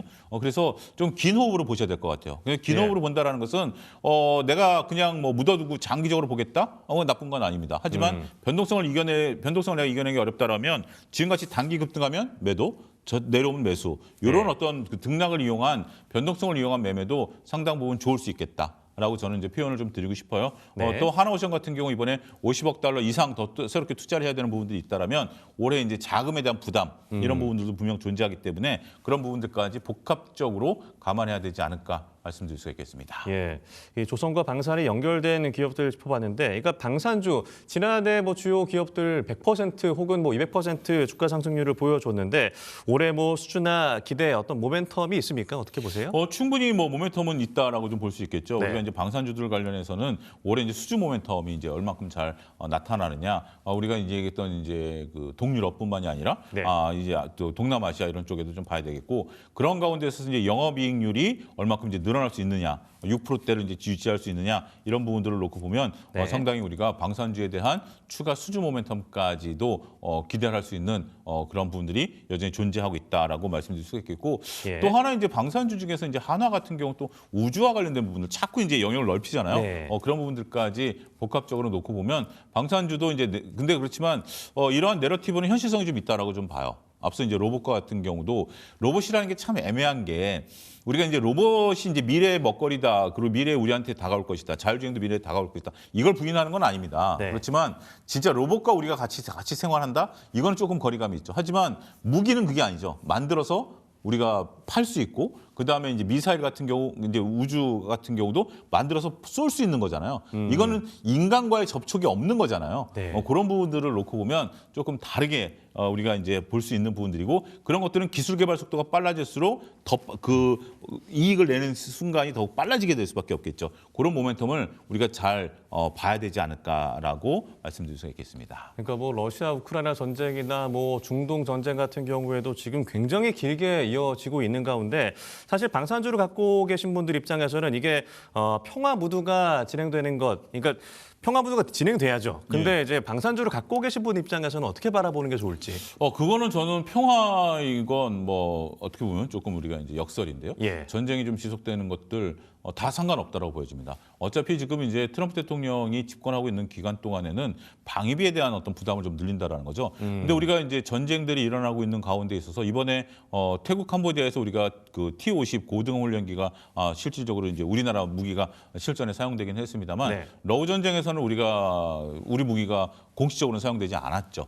그런 부분들이 있기 때문에 꼭 전쟁이 나야만 이런 것들이라기보다는 전쟁이 지속된다라면 방산주에 대한 어떤 투자들의 관심이 좀 높으니까 그런 부분들이 있긴 하겠습니다만 실적과 관련해서는 평시가 됐던 뭐 전쟁이 종료가 된다 하더라도 그런 부분들에 대한 매출이 줄어들 가능성은 저는 별로 없을 것이다.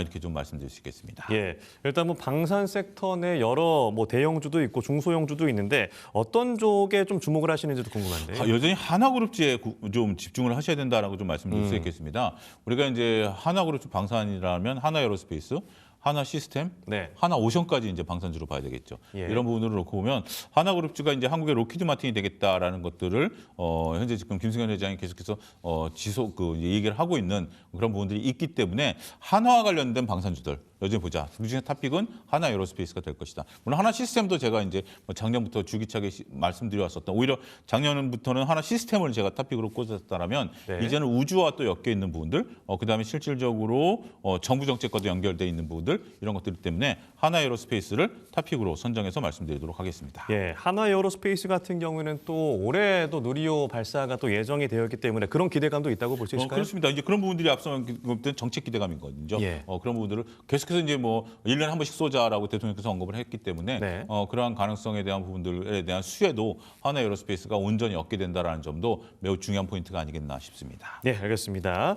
자, 오늘 제약바이오주, 로봇주, 방산주에 대해서 여러 가지 짚어봤는데요. 마지막으로 오늘 장 탑픽 어떤 종목인지 짚어주시죠. 우리가 이제 그 반도체와 로봇에 이제 섞여 있는 고영이라는 종목을 좀 유심히 좀 보셔야 될 것 같습니다. 오늘 이제 17%까지 가다가 이제 9%대 모습을 좀 보여주고 있는데요. 네. 우리가 이제 아직까지는 매출의 7~80%가 이제 반도체 검사 장비에서 나옵니다. 3D 검사 장비에서 이제 나오는 건데 우리가 이제 오늘 같은 경우 이제 후공정 관련된 부분들 관련주들이 이제 좀 많이 올라가고 있는데요. 어차피 검사 장비, 그러니까 HBM이 좀 더 진화되고 특화될수록 이 검사에 대한 필요성은 더욱더 높아지는 부분들이거든요. 그런 네. 부분들이 있는 거고 또 고용 같은 경우 이제 로봇과 관련된 부분들, 뇌수술용 로봇, 예. FDA 승인도 이제 받았기 때문에 그런 부분들이 같이 시장에 있어서 관심을 좀 나타낼 수 있다라고 말씀드릴 수 있겠습니다. 최근에 이제 일단은 차트가 좀 움직인 이후에 약간의 응축된 모습들을 좀 보이고 있거든요. 네. 이러한 부분들이 오늘 일단 시세를 좀 내기 시작했다라는 측면, 윗꼬리를 달긴 했습니다만 전반적으로 봤을 때는 뭐 충분히 상승 여력은 열려 있다라고 좀 말씀드릴 수 있겠죠. 목표가는 33,000원, 손절가는 26,000원 제시해드리도록 하겠습니다. 예, 오늘 탑픽 종목으로 고영을 꼽아주셨습니다. 자, 반도체 로봇 더블 모멘텀이 좀 부각될 수 있는 종목이다라고 하셨습니다. 자, 오늘 뭐 제약바이오주, 로봇주, 방산주에 대한 여러 가지 얘기를 나눴습니다. 일단 뭐 JP모건 헬스케어 컨퍼런스가 이제 이번 주에 진행이 되기 때문에 이 부분 주목하시면서 제약바이오주 어떤 주 투자를 할지 계획을 해보시면 좋을 것 같습니다. 지금까지 YD경제연구소 차영주 소장님과 함께했습니다. 고맙습니다. 감사합니다.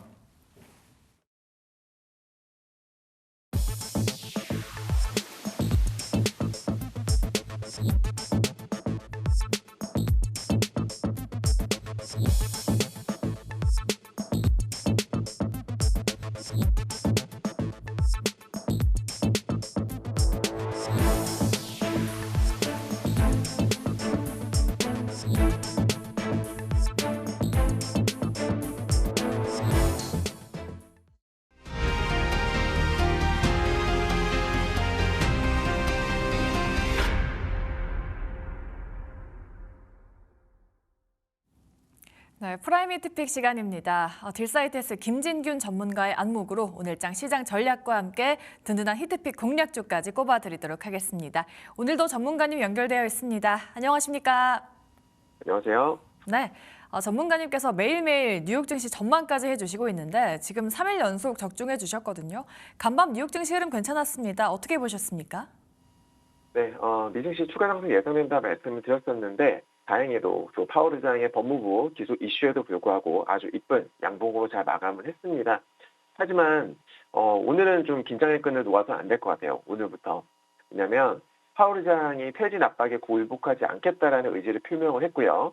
또 전임 연준 의장들과 또 공화당 일부 의원들이 지지 성명을 낸 점은 분명히 긍정적이에요. 하지만 이렇게 연준이 정치권의 압박에 휘둘리게 되면 물가 조절에 실패할 확률이 높아지고 이건 곧 또 화폐 가치가 떨어진다라든지 아니면은 국채 시장이 혼란에 빠지는 결과로 이어질 수 있기 때문입니다. 보통 중앙은행은 그러니까 연준 같은 중앙은행들은 정치적인 외화를 흔들리지 않고 물가를 잡는 데에만 집중할 수 있도록 이 독립성을 보장받아야 되거든요. 근데 지금 그 원칙이 깨질 위기에 처한 거죠. 전 개인적으로 그래서 이 상황을 굉장히 지금 조심스럽게 보고 있습니다. 개인적 소견으로는 이 여파 때문에 당분간은 금리 인하가 사실상 어렵지 않겠나 이런 생각이 들어요. 만약에 지금 상황에서 금리를 내려버리면 파월 의장 입장에서는 마치 대통령의 압박에 굴복하는 것처럼 보일 수 있을 테니까요. 그래서 오히려 파월 의장이 금리를 동결하면서도 매파적 태도를 취할 가능성이 커졌다고 봅니다. 그동안에 트럼프가 계속 파월 보고 막 멍청하다니 느리다니 하면서 공개적으로 비난을 해오지 않았습니까? 하지만 그동안 파월은 딱히 아무런 대응도 하지 않았었거든요. 근데 이번에 처음으로 입장 표명을 한 겁니다. 그러니까 그만큼 기분이 상당히 나빴다는 거죠. 그래서 이번 1월 FOMC 회의에서는요, 트럼프의 심기를 건드릴 수 있는 그런 매파적 멘트를 할 가능성도 염두에 두어야 하지 않을까 이렇게 생각을 하는 거예요. 이를테면 금리를 동결하되 반도체 가격 급등에 따른 인플레이션 우려를 언급하면서 물가를 예의주시하고 있다. 이런 식으로 말이죠. 네. 안 그래도 지금 시장이 많이 올라서 과열이지 않습니까? 그래서 조정의 빌리만 기다리는 상황인데 마치 파월이 여기서 매파적으로 말하게 되면 증시에 좋을 게 없겠죠. 네. 그리고 한국 증시도요. 기술적 관점에서 봤을 때의 코스피가 사실 너무 투머치하게 올랐잖아요. 이제 좀 비중을 줄일 때가 되지 않았나 이런 생각도 듭니다. 코스닥은 코스피에 비해서 오르지 못했기 때문에 안정적으로 보여지지만 또 이걸 또 다르게 얘기하면은 상대적으로 약했다는 뜻이기도 하죠. 그래서 만약에 코스피가 무너지게 되면 코스닥도 같이 무너질 가능성이 높기 때문에 당분간은 우리가 좀 눈치를 보면서 무리하지 않으면서 보수적으로 대응을 하시는 것이 좋을 것 같다라는 생각입니다. 네, 다행히 뉴욕 증시가 올라주기는 했지만 당분간은 매크로 이슈를 지켜보면서 약간은 보수적으로 대응하는 게 괜찮겠다라는 전략 만들어 드렸습니다. 참고해 보시면 좋을 것 같고요. 이제 종목 리뷰 도와드리도록 하겠습니다. 어제 저희가 꼽아드렸던 종목, 전력 인프라 쇼티지 수혜주로 LS 일렉트릭 공개해 주셨는데요.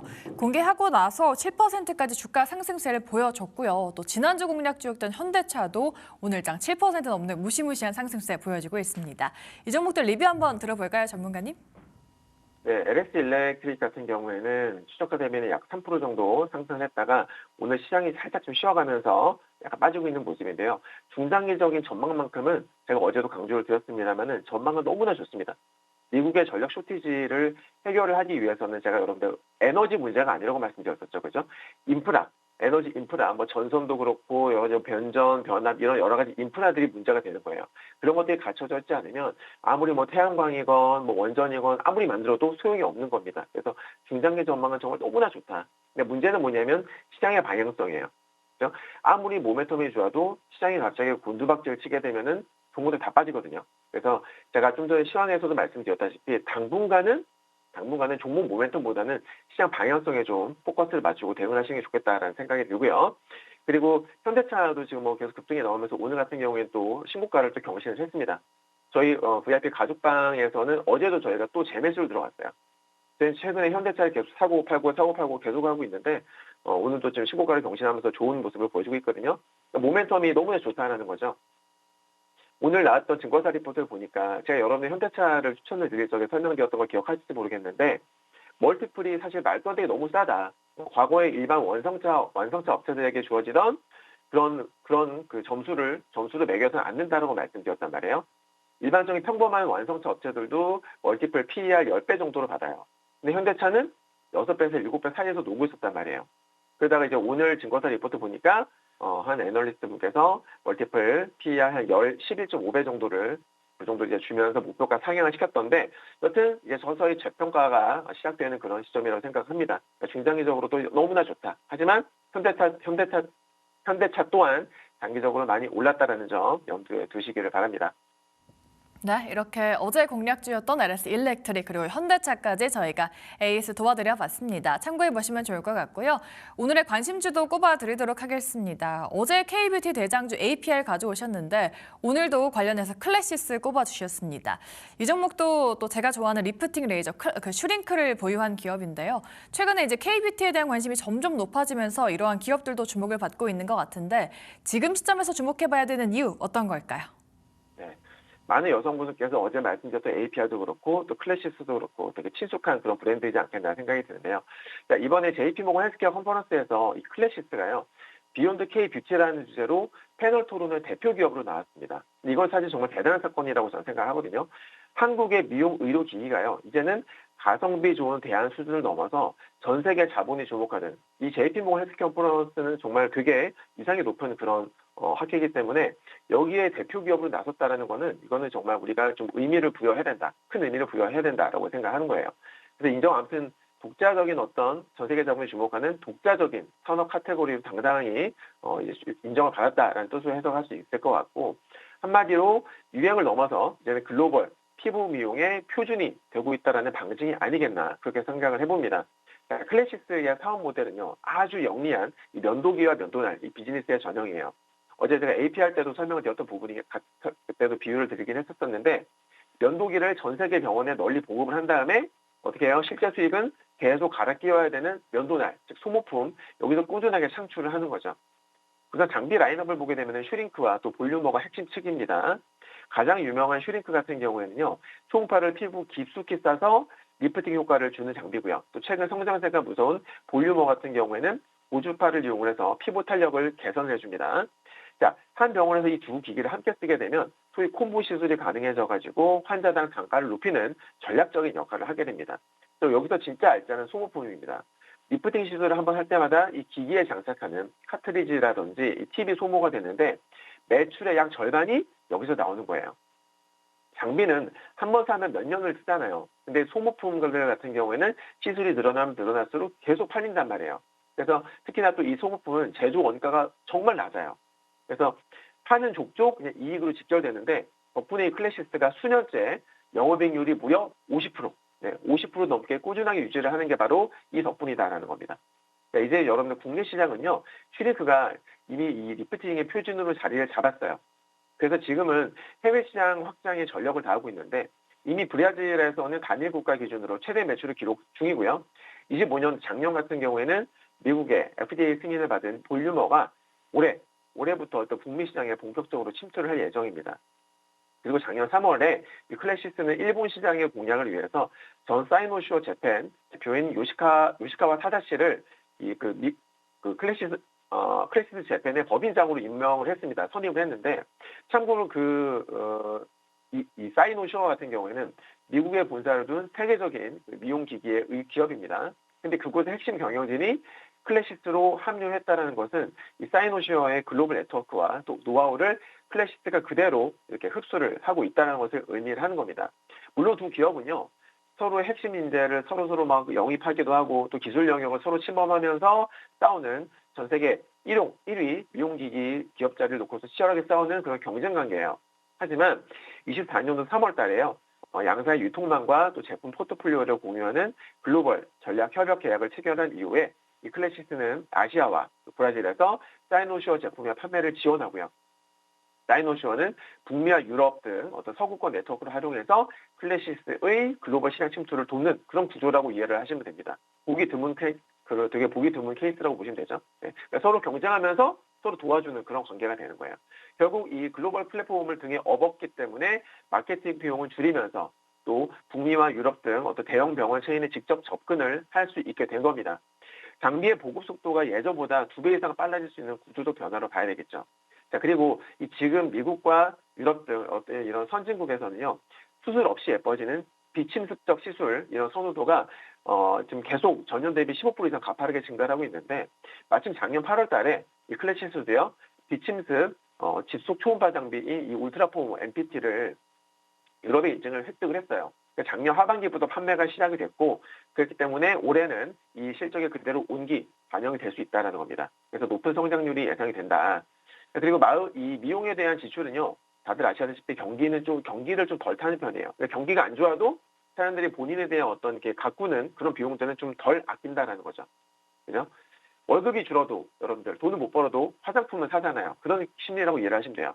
자, 그런데 심지어 이 불황기에 특정 품목이 매출이 늘어나는 이런 기현성도 나타나고 있거든요. 게다가 또 갈수록 여러분들 인구 고령화 심각해지고 있지 않습니까? 네. 점점 평균 나이는 늘어나고 또 그동안 소외됐었던 어떤 이런 남성 에스테틱 시장까지 본격적으로 열리고 있기 때문에 이 클래시스의 잠재적 고객층은 지금보다 훨씬 더 넓어질 여지가 충분하다고 생각을 합니다. 그러니까 장기 전망이 너무나 좋다라는 거예요. 차트 보면서 설명을 드려볼게요.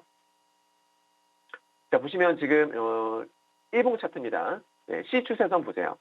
고점에서부터 쭉 내려오잖아요. 그죠? 그리고 A 추세선 보시게 되면 밑에서부터 올라오고 있죠? 최근에 이 C와 A를 동시에 돌파를 해줬습니다. 맞죠? 동시에 돌파해줬기 때문에 일단 긍정적으로 볼 수가 있겠고요. 그리고 여기 밑에 보시면 B가 있어요.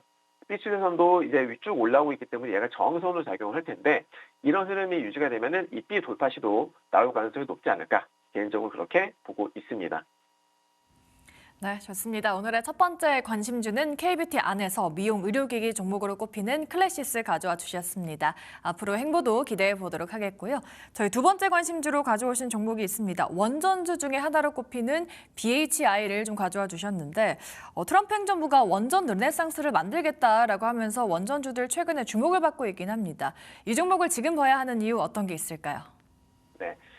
대부분 원전주로 알고 계시는 이 BHI를 가져왔는데 제가 주목하는 것은 원전이 아니에요.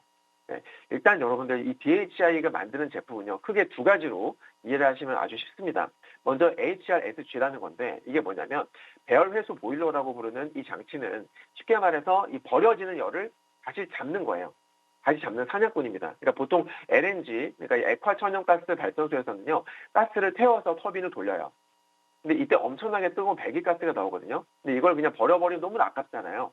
여기서 이 HRSG가 등판해서 그 뜨거운 열기로 다시 물을 끓이고 또 거기서 나오는 증기로 스팀터빈을 한 번 더 돌리게 해주는 겁니다. 그러니까 똑같은 연료를 써서 훨씬 많은 전기를 뽑을 수 있게 돕는 이 에너지 효율의 핵심인 셈이죠. 근데 BHI는 바로 이 분야에 있어서 세계 시장 점유율 1위를 다투는 글로벌 챔피언 기업이라고 보시면 되는 겁니다. 그러니까 두 번째 핵심 제품은 뭐냐면 원전 BOP인데요. 원자로 발전소에서 가장 중요한 게 원자로라면 그 원자로가 열을 내고 전기를 만드는 과정에서 꼭 필요한 각종 보조 장치들이 있거든요. 이걸 BOP, 즉 보조기기라고 부릅니다. 얼마 전에 제가 지난주에 추천드렸었던 두산 에너비 같은 경우에는 원전 주기기를 만드는 그런 기술이 뛰어난 기업이었지 않습니까? 근데 얘네들은 보조기기인 거예요. 그러니까 뜨거워진 증기를 다시 물로 바꿔주는 복수기라든지 혹은 방사능 유출을 막아주는 철판 같은 것들이 여기에 해당이 되는데 이 BHI는 이미 미국과 한국의 대형 원전 프로젝트의 이런 핵심 보조기기들을 공급해온 베테랑 중에 베테랑입니다. 그렇다면 우리가 왜 지금 이 시점에 BHI를 주목해야 되느냐? 이유는 아주 간단합니다. AI 데이터 센터는요, 제가 어제도 말씀드렸었잖아요. 전기가 끊기면 안 돼요. 24시간 내내 쉬지 않고 엄청난 전기를 먹어치우기 때문입니다.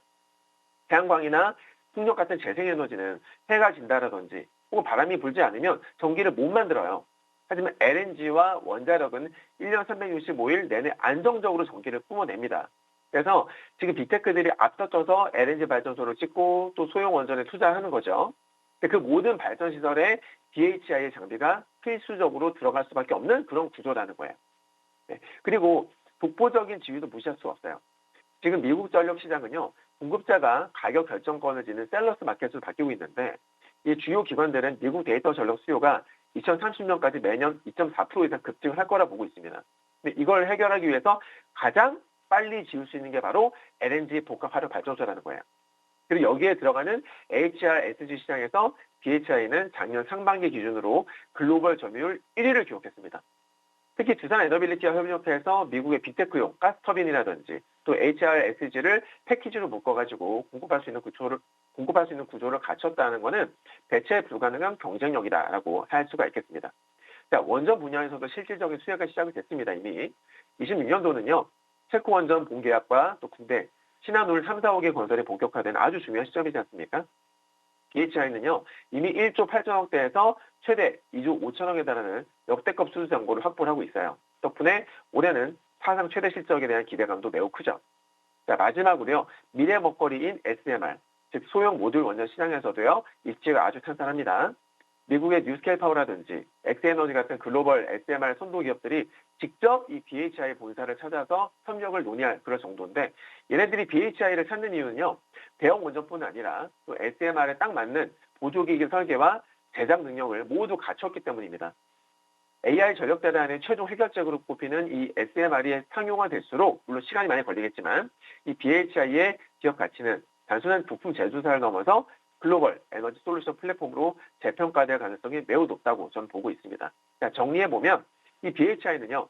AI가 불러올 전력 부족 시대에 전력 쇼티지 시대에서 가장 확실한 대안을 제시하는 그런 기업이다. 이렇게 저는 말씀드리고 싶고 LNG 효율을 극대화하는 기술력과 또 원전의 안전을 책임지는 노하우 여기다가 SMR이라는 미래 성장 동력까지 모두 갖추고 있죠. 너무나 매력적이지 않습니까? 네, 차트를 보면서 설명을 드려볼게요. 자, 이것은 BHI의 주봉 차트예요. 큰 그림을 보자라는 건데요. 자, 보시면 C 추세선 보이시죠? 옛날 2022년도의 고점과 최근의 고점을 이은 거예요. 정확하게 최근에 보시면 여기서 계속 밀리고 있잖아요. 이번에도 여기서 밀렸다가 조정을 받은 겁니다. 자, 조정을 받았는데 이 A 추세선도 보시죠. A도 과거로부터 이은 건데 이 A 추세선에서 얼마 전에 지지를 받았다가 또 이탈을 했다가 또 지금 살짝 재돌파를 해준 그런 상황이에요. 맞죠? 작년 9월 달에 여러분들 똑같이 여기를 이탈했다가 재돌파해주면서 한번 슈팅이 나온 적이 있어요. 또 이번에도 이탈했다가 여기를 재돌파해줬거든요. 그래서 한 1, 2주 정도 지켜보시고 이 가격대를 크게 벗어나지 않고 여기를 지켜준다. 이 가격대에서 안착을 한다. 그러면 한번 진입을 해볼 만하지 않겠나라고 저는 개인적으로 생각을 하고 있어요. 물론 전체적으로 봤을 적에는 솔직히 기술적으로는 좀 부담스러운 구간이라고 저는 생각을 합니다. 개인적으로는. 네. 하지만 아직까지는요. 국장과 이 미장의 추세가 아직은 살아있지 않습니까? 물론 뭐 파월의 이슈 때문에 조금 이제 좀 불안한 환경이 되긴 했습니다만은, 예. 그리고 중장기적으로 봤을 적에는 에너지, 아까 말씀드렸던 LNG, 뭐 원자력, 얘네들 모멘텀도 유효하다라는 거죠. 그래서 추세는 좋다. 다만 이 기술적으로는 아직은 조금 이제 크게 봤을 때는 조금 부담스럽기 때문에 길게 볼 자리는 아니다라는 거, 그 정도만 좀 염두에 두시면 될 것 같습니다.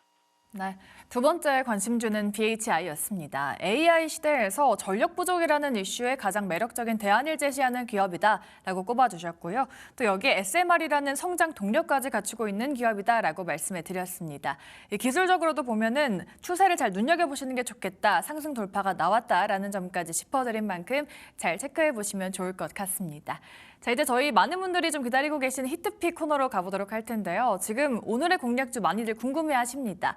현대차 그리고 LS 일렉트릭, 두산 에너로 수익을 좀 주신 만큼 오늘의 종목 어떤 종목일까요? 네, 제가 아침에요. 방송 시작하기 전에 아침에 이제 본장 시작하기 전에 이 텔레그램에서 추천을 드렸어요. 추천을 먼저 드렸는데 벌써 목표가를 찍었습니다, 여러분. 벌써 자기 목표가를 찍은 상태인데, 자, 일단은 이 과거에 오늘 이 히트픽주는요. 과거에는 전형적인 IT 사이클을 타는 그런 종목이었어요. 스마트폰이 잘 팔리면 같이 웃고 또 수요가 줄어들면 침체기에 빠지는 그런 흐름을 보였단 말이죠. 근데 2025년 그리고 올해 들어서 현재 이 시장의 시각은 완전히 달라졌습니다. 자, 올해는요. 이 히트픽주를 볼 때 주목할 점은 단순히 실적이 좋다라는 걸 넘어서 고점 멀티플을 적용하는 게 합리적이다라는 겁니다. 여기서 멀티플이라는 개념은 쉽게 말하면 점수 같은 거예요.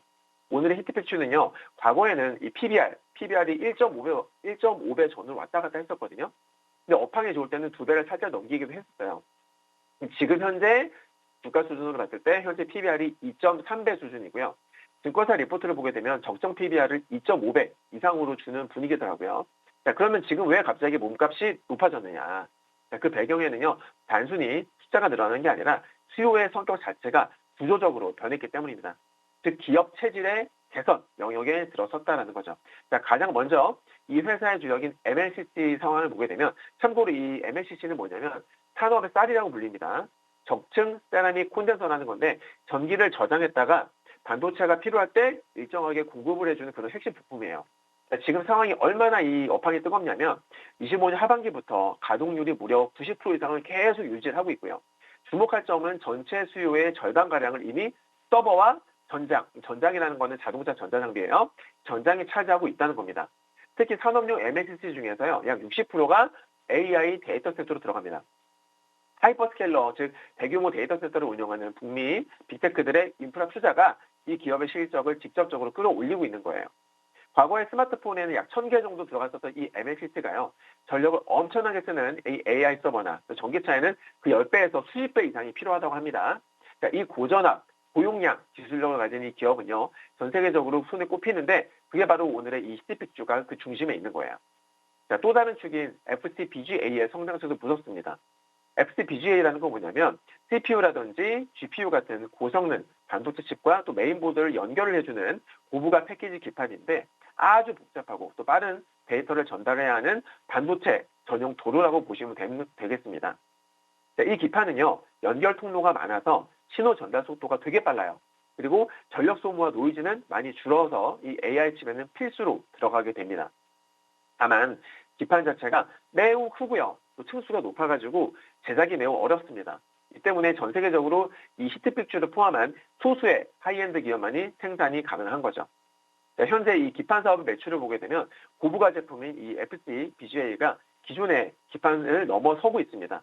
수요의 절반이 서버향 GPU와 CPU 이런 데서 나오고 있는 거고요.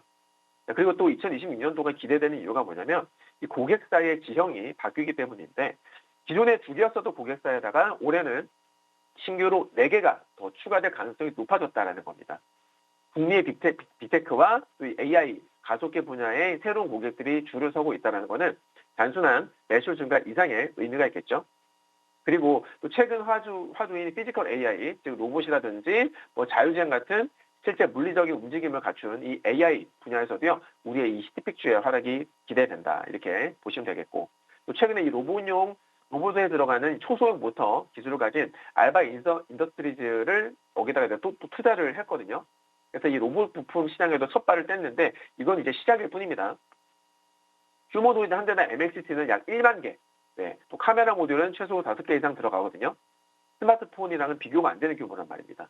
게다가 이 로봇용 액추에이터 시장 진출까지 검토하고 있고, 그래서 글로벌 로봇 기업들과 또 공급 논의를 이어가고 있다. 이렇게 뉴스도 나왔어요. 그래서 마지막으로 지금 또 이 기업에 있어서 가장 든든한 이 배경이 뭐냐면 테슬라와의 관계가 되겠는데, 테슬라향 매출이 작년에 거의 6,080억 정도 수준에서요, 내년 2034년에는 약 2조 정도까지 늘어날 거다라는 분석이 있습니다. 현재 그 테슬라의 자율주행 솔루션에 들어가는 이 수동 소자, 카메라, 기판 등을 공급하는 메인 벤더 역할을 하고 있고요. 자율주행에서 쌓은 이 탄탄한 협업 관계는 자연스럽게 이 테슬라의 휴머노이드 로봇으로 이어질 수밖에 없다고 봅니다. 정리해보면요, 히트픽주는 이제 단순한 부품사를 넘어서 AI 서버와 전장, 그리고 미래 로봇 시장까지 관통하는 이 하이엔드 솔루션 기업으로 재평가되고 있다는 거. 그리고 수익성 측면에서도 AI 서버라든지 이 전장용 부품은 일반 제품보다 2~3배 더 남습니다. 훨씬 더 비싸다는 거예요. 여기다가 또 유리기판이라는 차세대 게임 체인저 기술까지 준비하고 있고요. 결국 이 기업의 가치는요, AI라는 성장판에 얼마나 깊숙이 침투하느냐, 거기에 또 결정이 될 거고, 지금의 그 단가와 판매량이 동시에 같이 올라가는 이 지점에 지금 와 있는 겁니다. 우리가 지금 이 종목을 단순한 시클리컬 종목이 아니라 구조적인 성장주로 봐야 되는 명확한 이유라고 생각을 합니다. 차트 보면서 말씀드릴게요. 차트 보시면은 이 기술적으로 사실 과열권이에요. 많이 올랐거든요. 꾸준하게 올라가지고 과열권이긴 한데, 그럼에도 불구하고요, 20주선이라든지 뭐 21선이라든지 꾸준하게 우상향 추세를 유지를 해주고 있습니다. 차트 보시면은 이 A와 C 추세선이 보일 거예요. 그죠? C 추세선을 쭉 그어봤고요. A 추세선을 쭉 그어봤는데, 참고로 이거 주봉입니다. 동시에 지금 보시면 어떻습니까? 이 A와 C를 동시에 돌파해주고 있죠. 그죠, 여러분들? 네. 그래서, 일봉이죠. 일봉, 죄송합니다. 동시에 돌파해주고 있어서 이런 부분들이 매우 긍정적이다라고 볼 수가 있을 것 같고요. 만약에 이 C 추세선과 A 추세선 위에 안착을 하게 되면은 추가 상승 가능성이 매우 높다고 볼 수가 있을 것 같습니다. 다시 말씀드립니다만은 오늘 아침에 이미 텔레그램 방에서 추천이 나갔고 벌써 단기 목표가를 찍은 그런 상황입니다. 이 종목이 여러분들 뭔지 궁금하신 분들은요, 화면 아래에 있는 QR코드를 찍으셔서 공개 텔레그램에 들어오시기 바랍니다. 그러면 이 종목이 뭔지도 알려드리고 매수가, 손절가, 목표가 등 이런 구체적인 전략도 함께 받아보실 수 있습니다. 더불어서 제가 시장 방향성도 제가 매일같이 짚어드리고 있기 때문에 들어오시면 큰 도움을 받으실 수 있을 겁니다. 네, 오늘의 히트픽 종목은요, 최근에 핫한 키워드죠. 피지컬 AI 관련한 종목이고요. 여기에 로봇 그리고 유리기판이라는 치트키까지 챙겼으니까요. 이 종목 어떤 종목인지 궁금하신 분들은 아래 QR 타고 들어가셔서 꼭 알아가시면 좋을 것 같습니다. 네, 오늘 프라임 히트픽 시간은 딜사이트스 김진균 전문가와 함께했습니다. 전문가님 말씀 고맙습니다. 감사합니다.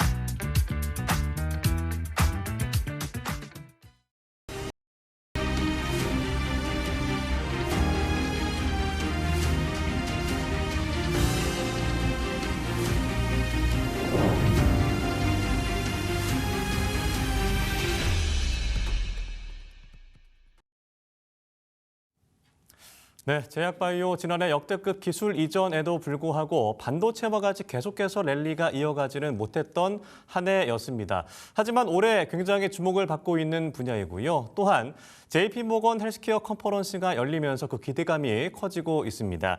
자, 2016 경제를 보다 오늘 이 시간 자, 병원연 제약바이오 트렌드와 투자 전략을 시장에서 가장 잘 아시는 분을 모셨습니다. 원리버 강하나 대표님 안녕하십니까? 안녕하세요.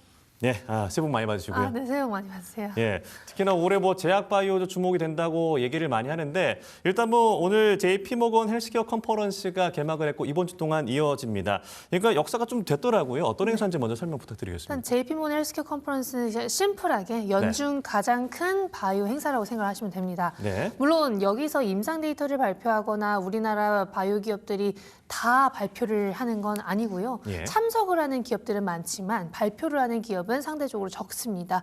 대부분 대형 바이오주들 위주로 발표를 하기 때문에 그런 기업들이 가장 큰 수혜를 받을 거라는 예상이 있는데요. 사실은 참석을 하는 바이오 기업들이 만나서 바이오 섹터의 어떤 흐름을 보여줄지 많이 관심을 가지시는 것 같아요. 네. 그런데 여기서 중요한 게 뭐냐. 통상 역사적으로 JP모건 헬스케어 컨퍼런스가 개최되는 시기에 바이오가 막 그렇게 좋지는 않았었습니다.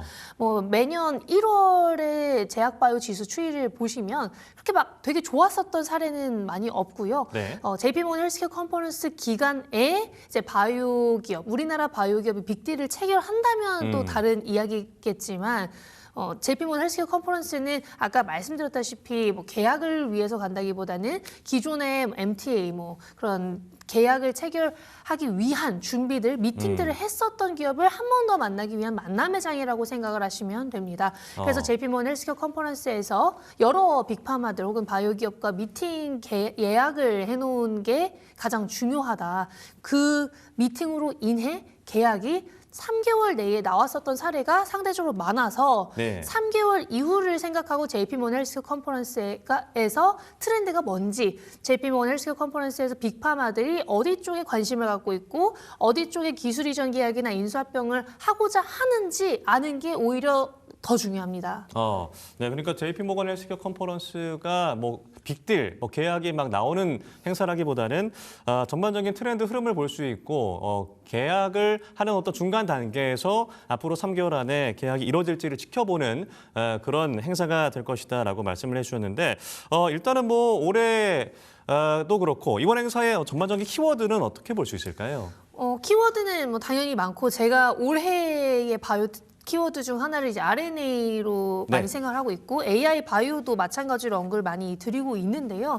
이번 JP모건 헬스케어 컨퍼런스가 개막된 이후 나온 딜이 한 3-4가지 정도가 있는데 그중 2가지가 AI 바이오 쪽입니다. 네. 엔비디아와 일라이릴리가 5년간 10억 달러를 투자한다라는 발표가 나왔고요. 그 다음에 조금 더 중요했었던 거는 이중항체 쪽. 이중항체 쪽에서 VEGF와 PD-1. 이번에 심압이라는 키트루다의 대항마가 VEGF랑 PD-1 타겟의 이중항체 항암제거든요. 그 타겟으로 추가 계약이 하나 더 나왔습니다.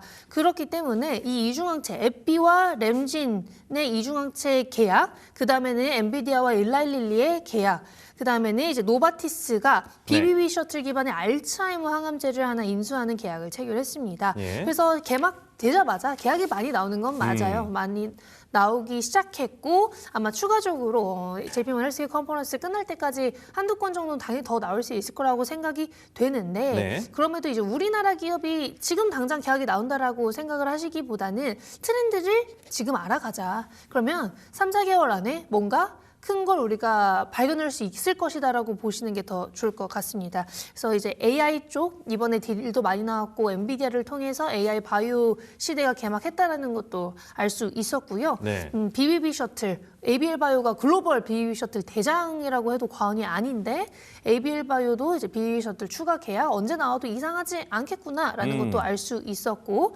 아까 간단하게 말씀드렸었던 RNA 관련된 기업들도 이틀 차부터 발표가 되게 많아요. 엘라일런부터 아이오니스 이런 기업들이 발표가 많기 때문에 RNA 쪽도 업데이트 있을 것이고 웨이브 라이프 사이언시스 같은 siRNA 기반의 뭐 비만 치료제 개발하는 기업들도 2, 3일 차에 많이 발표를 할 예정입니다. 네. 그러니까 RNA도 이제 좀 다시 봐야 되는 구간에 왔고 RNA 관련된 계약들도 올해 정말 많이 이뤄질 수 있지 않을까 그렇게 기대를 하고 있습니다. 예, 뭐 올해 특히나 제약바이오주가 주목이 된다고 하니까 많은 투자자분들이 이제 좀 지켜보고 있는 가운데 사실 저 또한 솔직히 말씀드리면 제가 약간 문과거든요. 아, 네. 그래서 용어들이 좀 어려움이 있어서 오늘 많은 시간을 할애해드린 만큼 중간중간 용어에 대한 좀 설명도 부탁을 드려볼 텐데 그러니까 키워드로 RNA를 꼽으셨는데 리보엑산이라고 하잖아요. 그러니까 네, 맞습니다. 유전자와 비교하면 어떻게 보면 한 줄기라고 네. 볼 수 있고 이걸 이제 단백질을 만드는데 어떤 중요한 뭐 설계도라고 보면 될까요? 어떻게 이해하면 될까요? 네, 정확하십니다. 어쨌든 DNA가 유전자잖아요. 예. 근데 이제 DNA는 이중 나선 구조인 걸 이제 우리가 중고등학교 때 다 이제 배우니까 예. RNA는 그게 단일 가닥이라고 생각하시면 돼요. 단일 가닥이다 보니 상대적으로 조금 불안하죠. 단일 가닥이니까 뭔가 여기서 변이가 생겼을 때 그걸 고쳐줄 다른 가닥이 DNA에는 있는데 네. RNA는 단일이니까 그런 게 또 없고 혹은 이제 단일이니까 조금 더 분해되기가 쉽고 그래서 RNA는 사실상 단백질을 형성하는 설계도 역할을 해주기도 하지만 네. 굉장히 불안정하기 때문에 RNA를 기반으로 치료제를 개발하거나 뭐 백신을 개발할 때는 뭔가 전달체가 필수적으로 네. 요구됩니다. 그래서 mRNA 우리가 코로나 때 많이 들었었던 mRNA 네. 백신은 LNP라는 지질막을 전달체로 많이 사용을 했고요.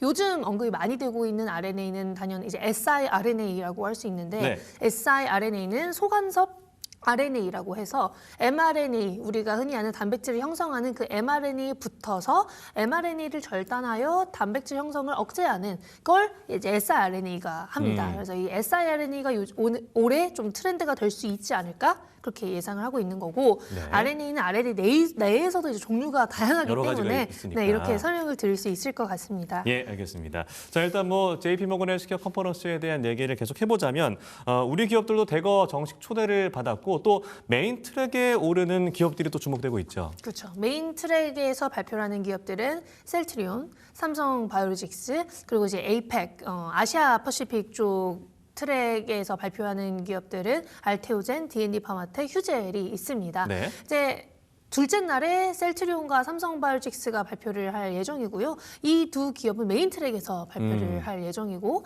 나머지 기업들은 마지막 날 4일 차에 발표를 할 예정입니다. 네. 그런데 여기서 또 중요한 게 뭐냐. JP모건 헬스케어 컨퍼런스에서 엄청 새로운 게 있을 확률은 좀 낮아요. 왜냐하면 셀트리온과 삼성바이오틱스는 최근에 또 미국 공장을 인수한다라고 발표를 했고 네. 그로 인한 매출 상승에 대한 선반영도 약간은 된 상황이고요. 네. 2일차가 굉장히 중요한 기업들의 발표가 많아서 셀트리온과 삼성바이오틱스가 이날 발표를 한다는 것 자체가 굉장히 의미 있다라고 보시면 될 것 같고 어차피 이 두 기업은 앞으로 좋아질 수밖에 없는 상황이기 때문에 네. 올해 실적 성장은 뭐 당연하고 공장 인수, 미국 공장 인수를 통한 업사이드, 뭐 생물보안법 통과로 인한 그로 인한 수혜, 뭐 당연히 다 기대되는 기업들이라고 보시면 될 것 같습니다. 네. 그리고 아까 간단하게 말씀드린 바이오 기업 혹은 이제 미용 기업인 휴젤, 바이오 기업인 이제 알테오젠과 D&D 파마텍의 최근 대장들로 언급이 되고 있잖아요.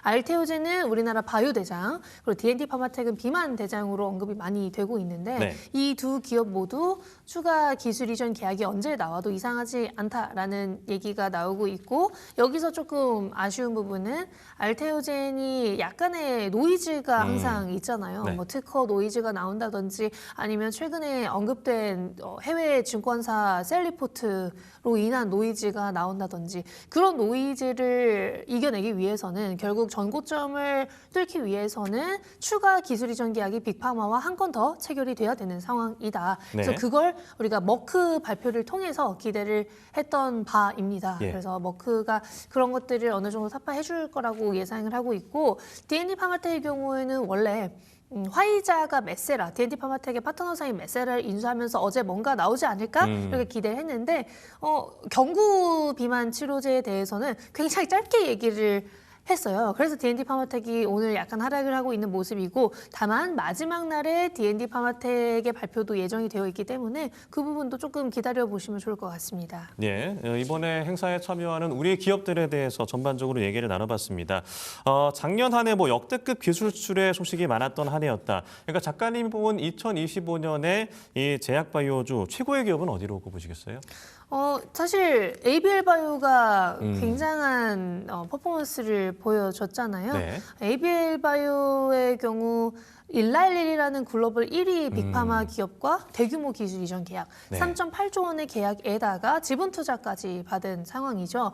그리고 올해도 BBB 셔틀을 기반으로 추가 계약이 언제 나와도 이상하지 않은 상황인데 네. ABL 바이오가 매력적인 이유 중 하나는 이 BBB 셔틀로 인한 뇌질환 쪽에 대한 가치는 어느 정도 반영이 돼서 10조 원 혹은 12조 원까지는 하방이 막혀 있는 상황에다가 네. 항암제 쪽에 대한 가치는 아직 반영이 되지 않았다라고 보여집니다. 항암제 쪽에 대한 가치는 올해 컴패스 테라퓨틱스가 가속 승인 신청을 신청하거나 네. 혹은 더 나아가서 자체적으로 개발 중인 이중항체 ADC 데이터들이 올해 암학회에서 발표가 됐을 때 아마 좋은 흐름을 보여줄 수 있지 않을까. 그 지금 당장은 아니라고 할지라도 아마 항암제 쪽 퍼포먼스를 볼 수 있는 해가 될 수 있지 않을까 저는 그렇게 기대를 하고 있습니다. 네, 이 BBB 셔틀이라는 것이 이 뇌에 약물을 실어 나르는 어떤 뭐 운송체 뭐 이렇게 이해해도 되는 거예요? 그렇죠. 뇌혈관 장벽이 굉장히 두꺼워요. 네. 이 BBB 셔틀이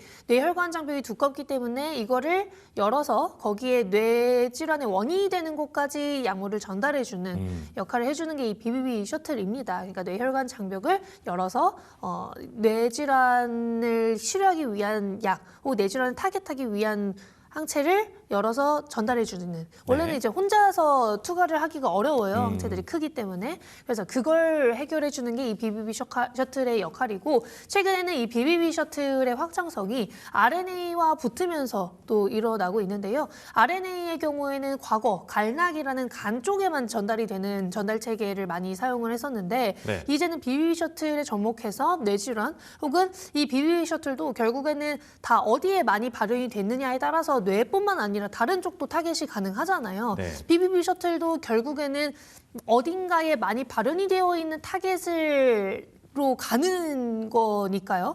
그런데 이 ABL 바이오의 BBB 셔틀은 근육에도 많이 반영이 됐다라는 얘기가 나오고 있어서 근육 쪽 질환에 대해서도 추가 계약이 나올 수 있지 않을까? 아니면 적응증 확장이 가능하지 않을까? 이런 얘기가 나오고 있습니다. 그래서 네. BBB 셔틀은 이제 뇌질환뿐만 아니라 적응증 확장, 여러 질환군을 대상으로도 기술 이전 계약이나 신약 개발이 가능해질 거다라고 말씀을 드릴 수 있을 것 같고 일단 붙일 수 있는 기술이 많아졌다라는 것 자체가 앞으로의 시장 전망이 좋다라는 걸 뜻할 수 있을 것 같습니다. 네, 지난 2025년에 제약바이오의 어떤 주인공 탑은 ABL 바이오였다라고 말씀을 해주셨습니다. 제 K바이오의 신뢰도를 높였다라고 볼 수 있을 텐데 아무래도 뭐 국내 산업과 연결해서 앞서도 JP모건 헬스케어 말씀하셨지만 어떤 전반적인 키워드라고 했을 때 뭐 아까 앞서 RNA도 있고 뭐 비만도 말씀하셨잖아요. 올해 전반적으로 주목해봐야 될 제약바이오 키워드라고 하면 어떤 게 있는지 다시 한번 정리를 해주시죠. 일단 뭐 RNA 그리고 경구 비만 거기에 AI 바이오는 계속 끌고 가야 된다고 생각을 합니다. JP모건 헬스케어 컨퍼런스에서 보셨다시피 AI 바이오 관련된 계약들이 굉장히 많이 나오고 있는 상황이고요. 네. 이게 왜 중요하냐? 지금 엔비디아와 일라일리의 5년간 10억 달러 투자도 굉장히 유의미한 부분인데 오픈 AI, 우리가 챗GPT로 굉장히 잘 알고 있는 오픈 AI의 경우에도 헬스케어 AI 역량 강화를 위해서 토크라는 회사를 또 인수했습니다. 네. 그래서 챗GPT 헬스를 구축한다라고 언급이 됐고요.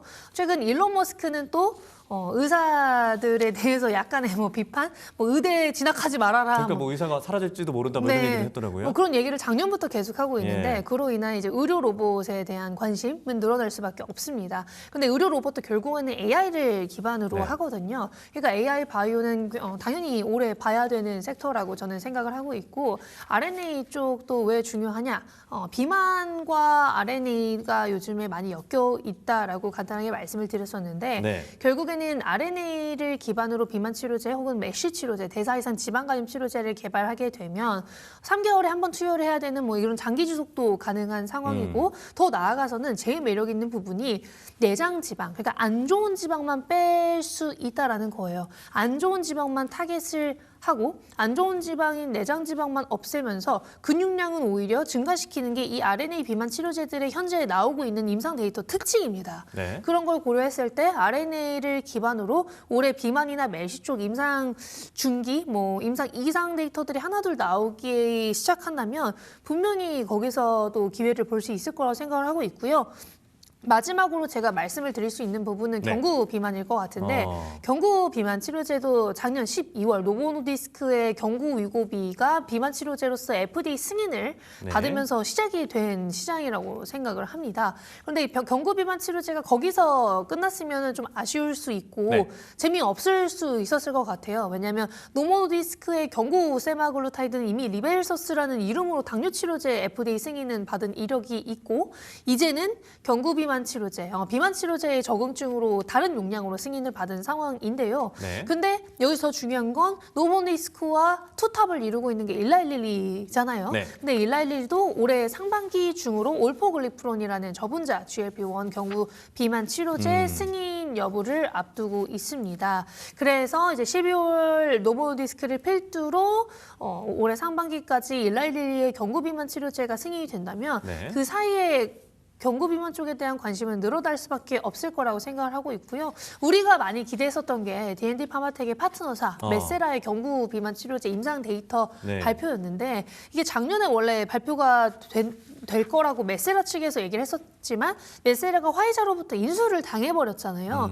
인수가 됐다 보니 경구 비만 치료제 임상 데이터 발표가 좀 지연이 된 상황이고 그게 올해 될 수 있을 거라고 예상을 하고 있습니다. 네. 그렇다라는 것은 결국 경구 비만 쪽에 대한 관심이 올해 많이 이루어질 거라고 생각을 하고 있고 네. 기술 이전 계약도 언제 나와도 이상하지 않을 거라고 생각을 합니다. 네, 말씀하신 뭐 D&D 파마텍 같은 경우에는 임상이 어느 정도까지 진행됐다고 나오고 있어요? 사실 임상 초기 단계예요. 다 임상 1상 단계인 거고 D&D 파마텍 거라기보다는 이미 기술 이전을 해서 네. 권리는 이제 메세라 그리고 이제는 뭐 화이자가 보유하고 있는 상황인 거죠. 네, 그러면 D&D 파마텍 그러니까 소위 제약바이오에서 기대가 되는 것이 어떤 뭐 계약금 이후에 마일스톤이라고 하는 어떤 나중에 기술료를 받는 것도 그러면 지금 잠시 멈췄다라고 보면 되는 거예요? 그것도 이제 뭐 받을 수 있겠죠. 받을 수 있을 거고 네. 여기서 더 중요한 게 뭐냐면 사실 펩타이드가 흡수율이 굉장히 낮아요. 펩타이드가 흡수율이 굉장히 낮기 때문에 네. 경구 비만 치료제에 대해서 많이들 의구심을 갖고 있습니다. 펩타이드 기반의 경구 비만 치료제.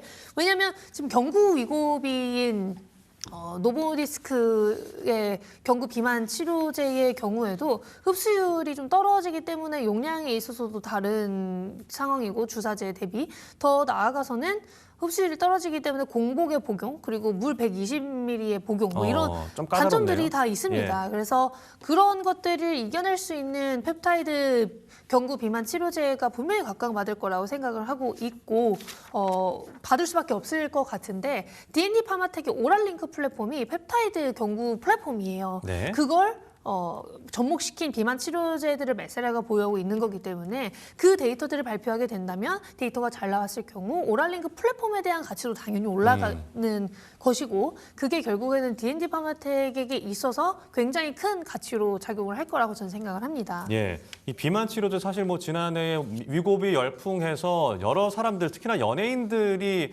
썼다고 해서 주목을 많이 받고 있는데 경구 치료제 그 개발 말씀을 하셨지만 국내 기업, 그러니까 D&D 파마텍을 제외하고 또 어떤 기업들이 좀 주목을 받고 있습니까? 사실 이제는 그냥 많은 제약사들이 네. 바이오 업체들이 다 뛰어든다. 그렇죠. 이제는 뭐 모든 제약사들이 돈이 되는 시장이니까. 그렇죠. 이제 다 뛰어들고 있는 것 같고요.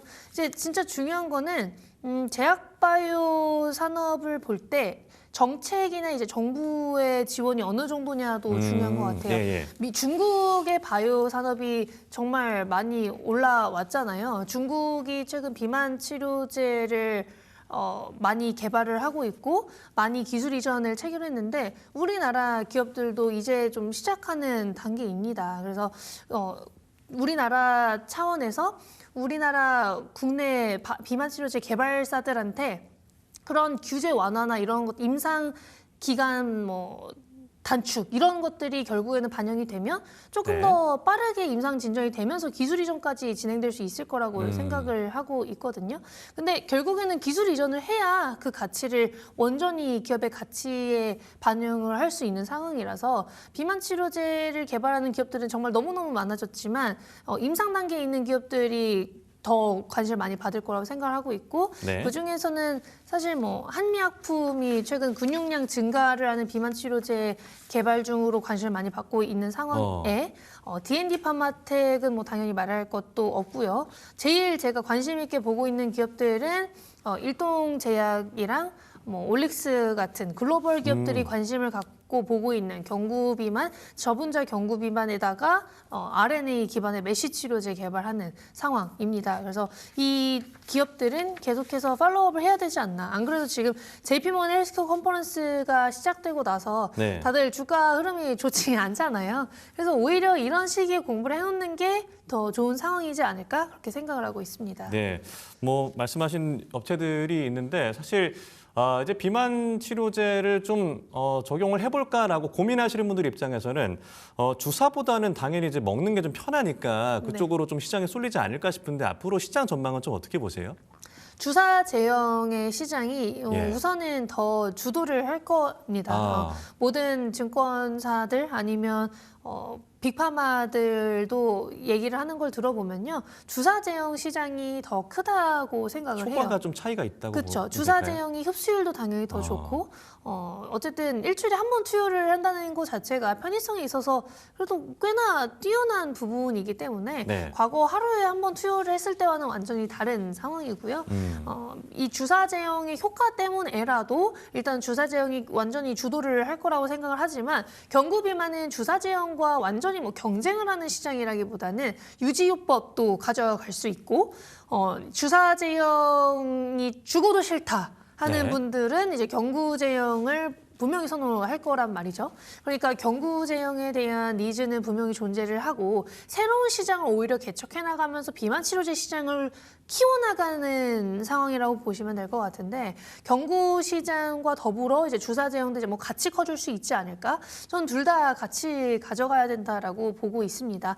더군다나 경구 비만은 진짜 주사 제형에 있어서 편의성에 있는 그런 올포글리프론이 나오게 된다면 그러니까 공복이 네. 아니어도 되고 물과 복용을 편하게 하지 복용할 않아도 수 되는 그런 있는. 저분자 GLP-1 기반의 올포글리프론이 나오게 된다면 분명히 새로운 시장이 한 번 더 시작될 거라고 저는 생각합니다. 네, 그러니까 사실 뭐 우리나라 이 제약 바이오주라고 보면 보통 이제 코스닥에 많이 좀 포진이 되어 있고, 그러니까 뭐 크게 기대감에 올랐다가 금방 꺼지고 이런 어떤 불안한 장세가 이어졌다면 이번에 뭐 대장주인 알테오젠이 코스닥을 넘어서 이제 코스피로 이전 상장한다는 소식이 나오면서 그러면은 뭐 일시적인 수급이 아니라 꾸준한 수급이 들어올 수 있을까 어떤 기대감이 있을 것 같은데 이 부분은 좀 어떻게 보세요? 일단 코스닥에서 코스피로 이전 상장을 하게 되면 당연히 그로 인한 뭐 패시브 자금 유입은 기대를 할 수 있습니다. 네. 그리고 이제 알테오젠의 경우에는 올해부터 어느 정도 실적이 찍힐 예정이기 때문에 키트루다 S신 큐렉스가 작년 말에 미국에 출시가 됐고 그로 인한 로열티가 들어올 예정입니다. 네. 그래서 올해 추가적인 계약도 기대가 되는 가운데 로열티까지 들어온다면 실적이 찍히는 바이오 기업으로서 각광을 받을 수밖에 없을 것 같고요.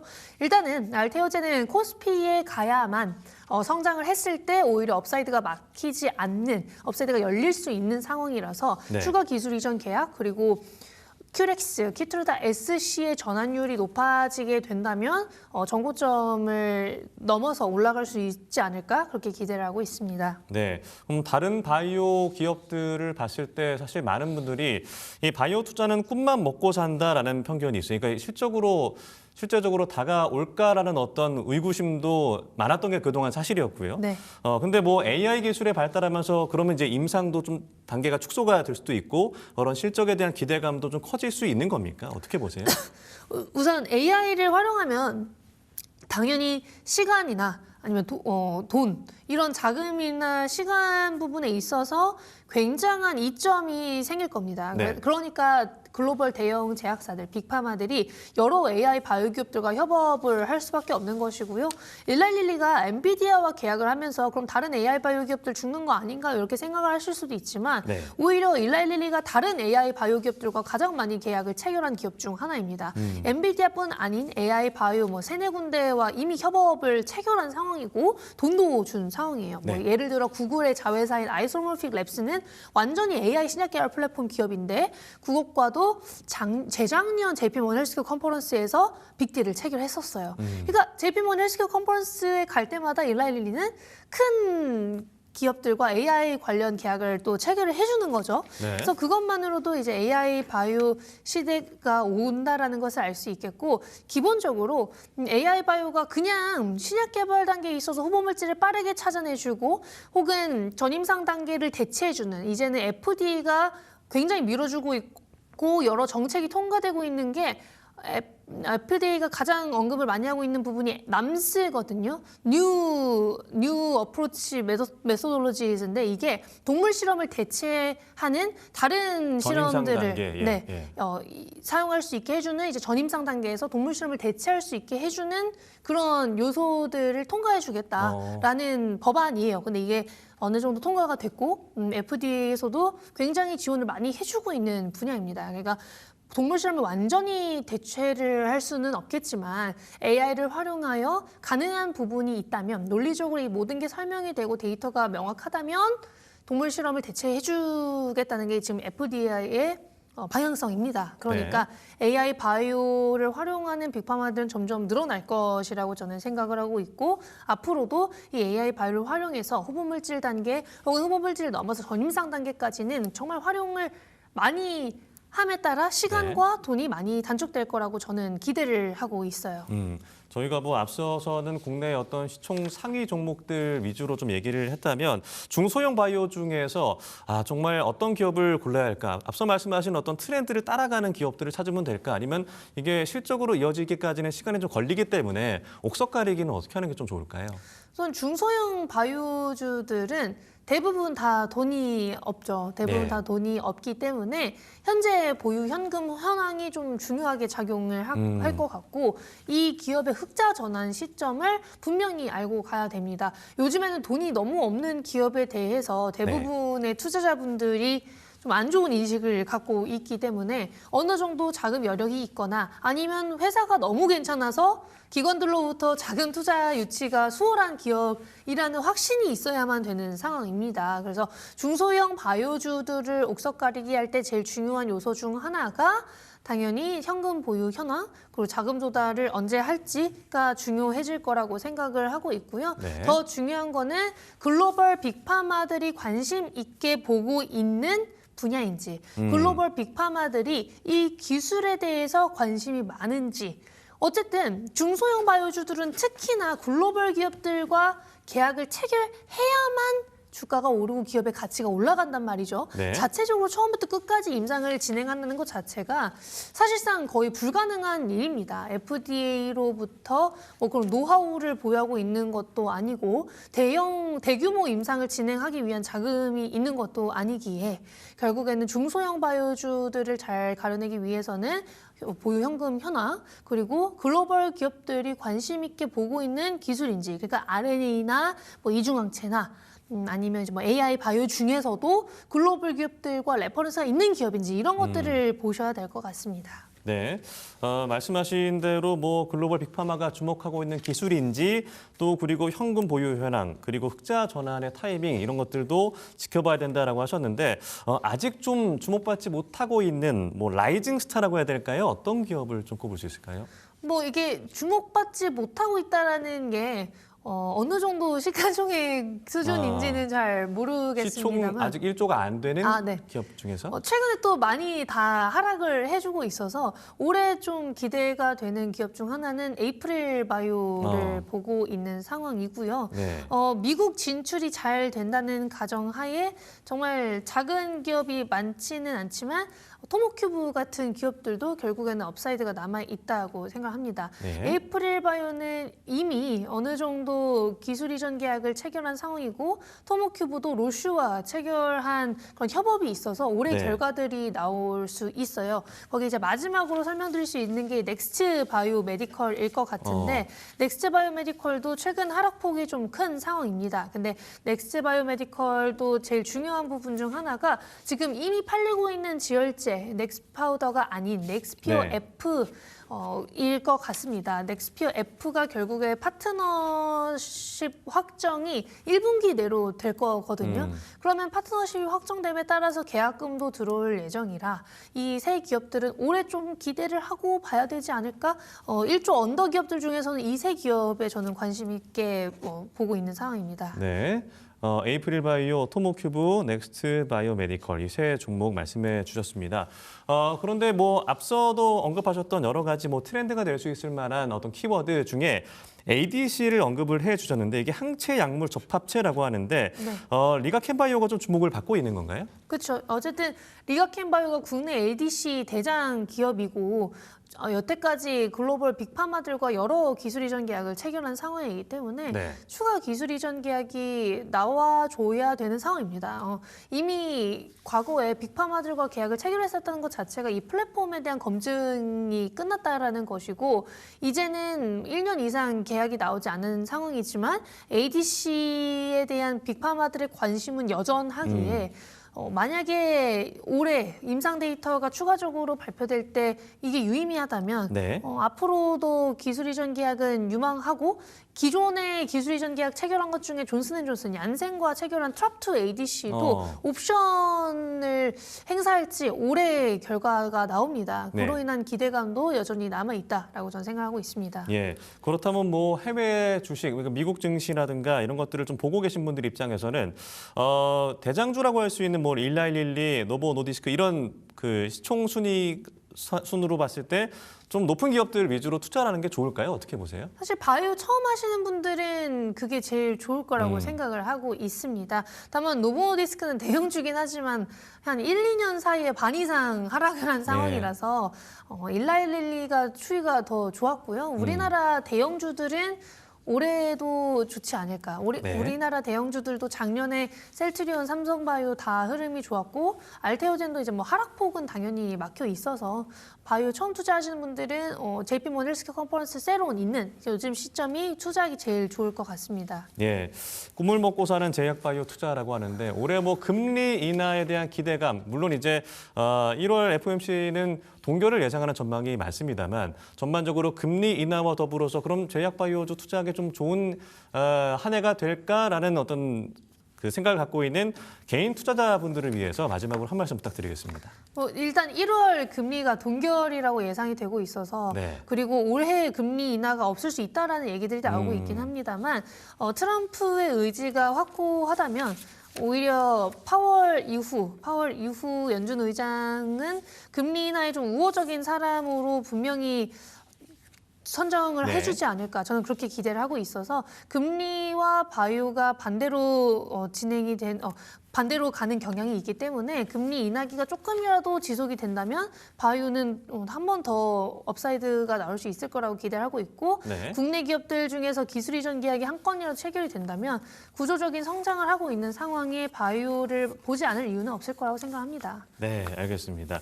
자, 2016 경제를 보다 JP모건 헬스케어 컨퍼런스가 개막을 하면서 이번 주 제약바이오주 기대감이 굉장히 큰 상황인데요. 여러 가지 글로벌 이슈들 짚어봤습니다. 지금까지 강하나 작가님과 함께했습니다. 고맙습니다. 감사합니다.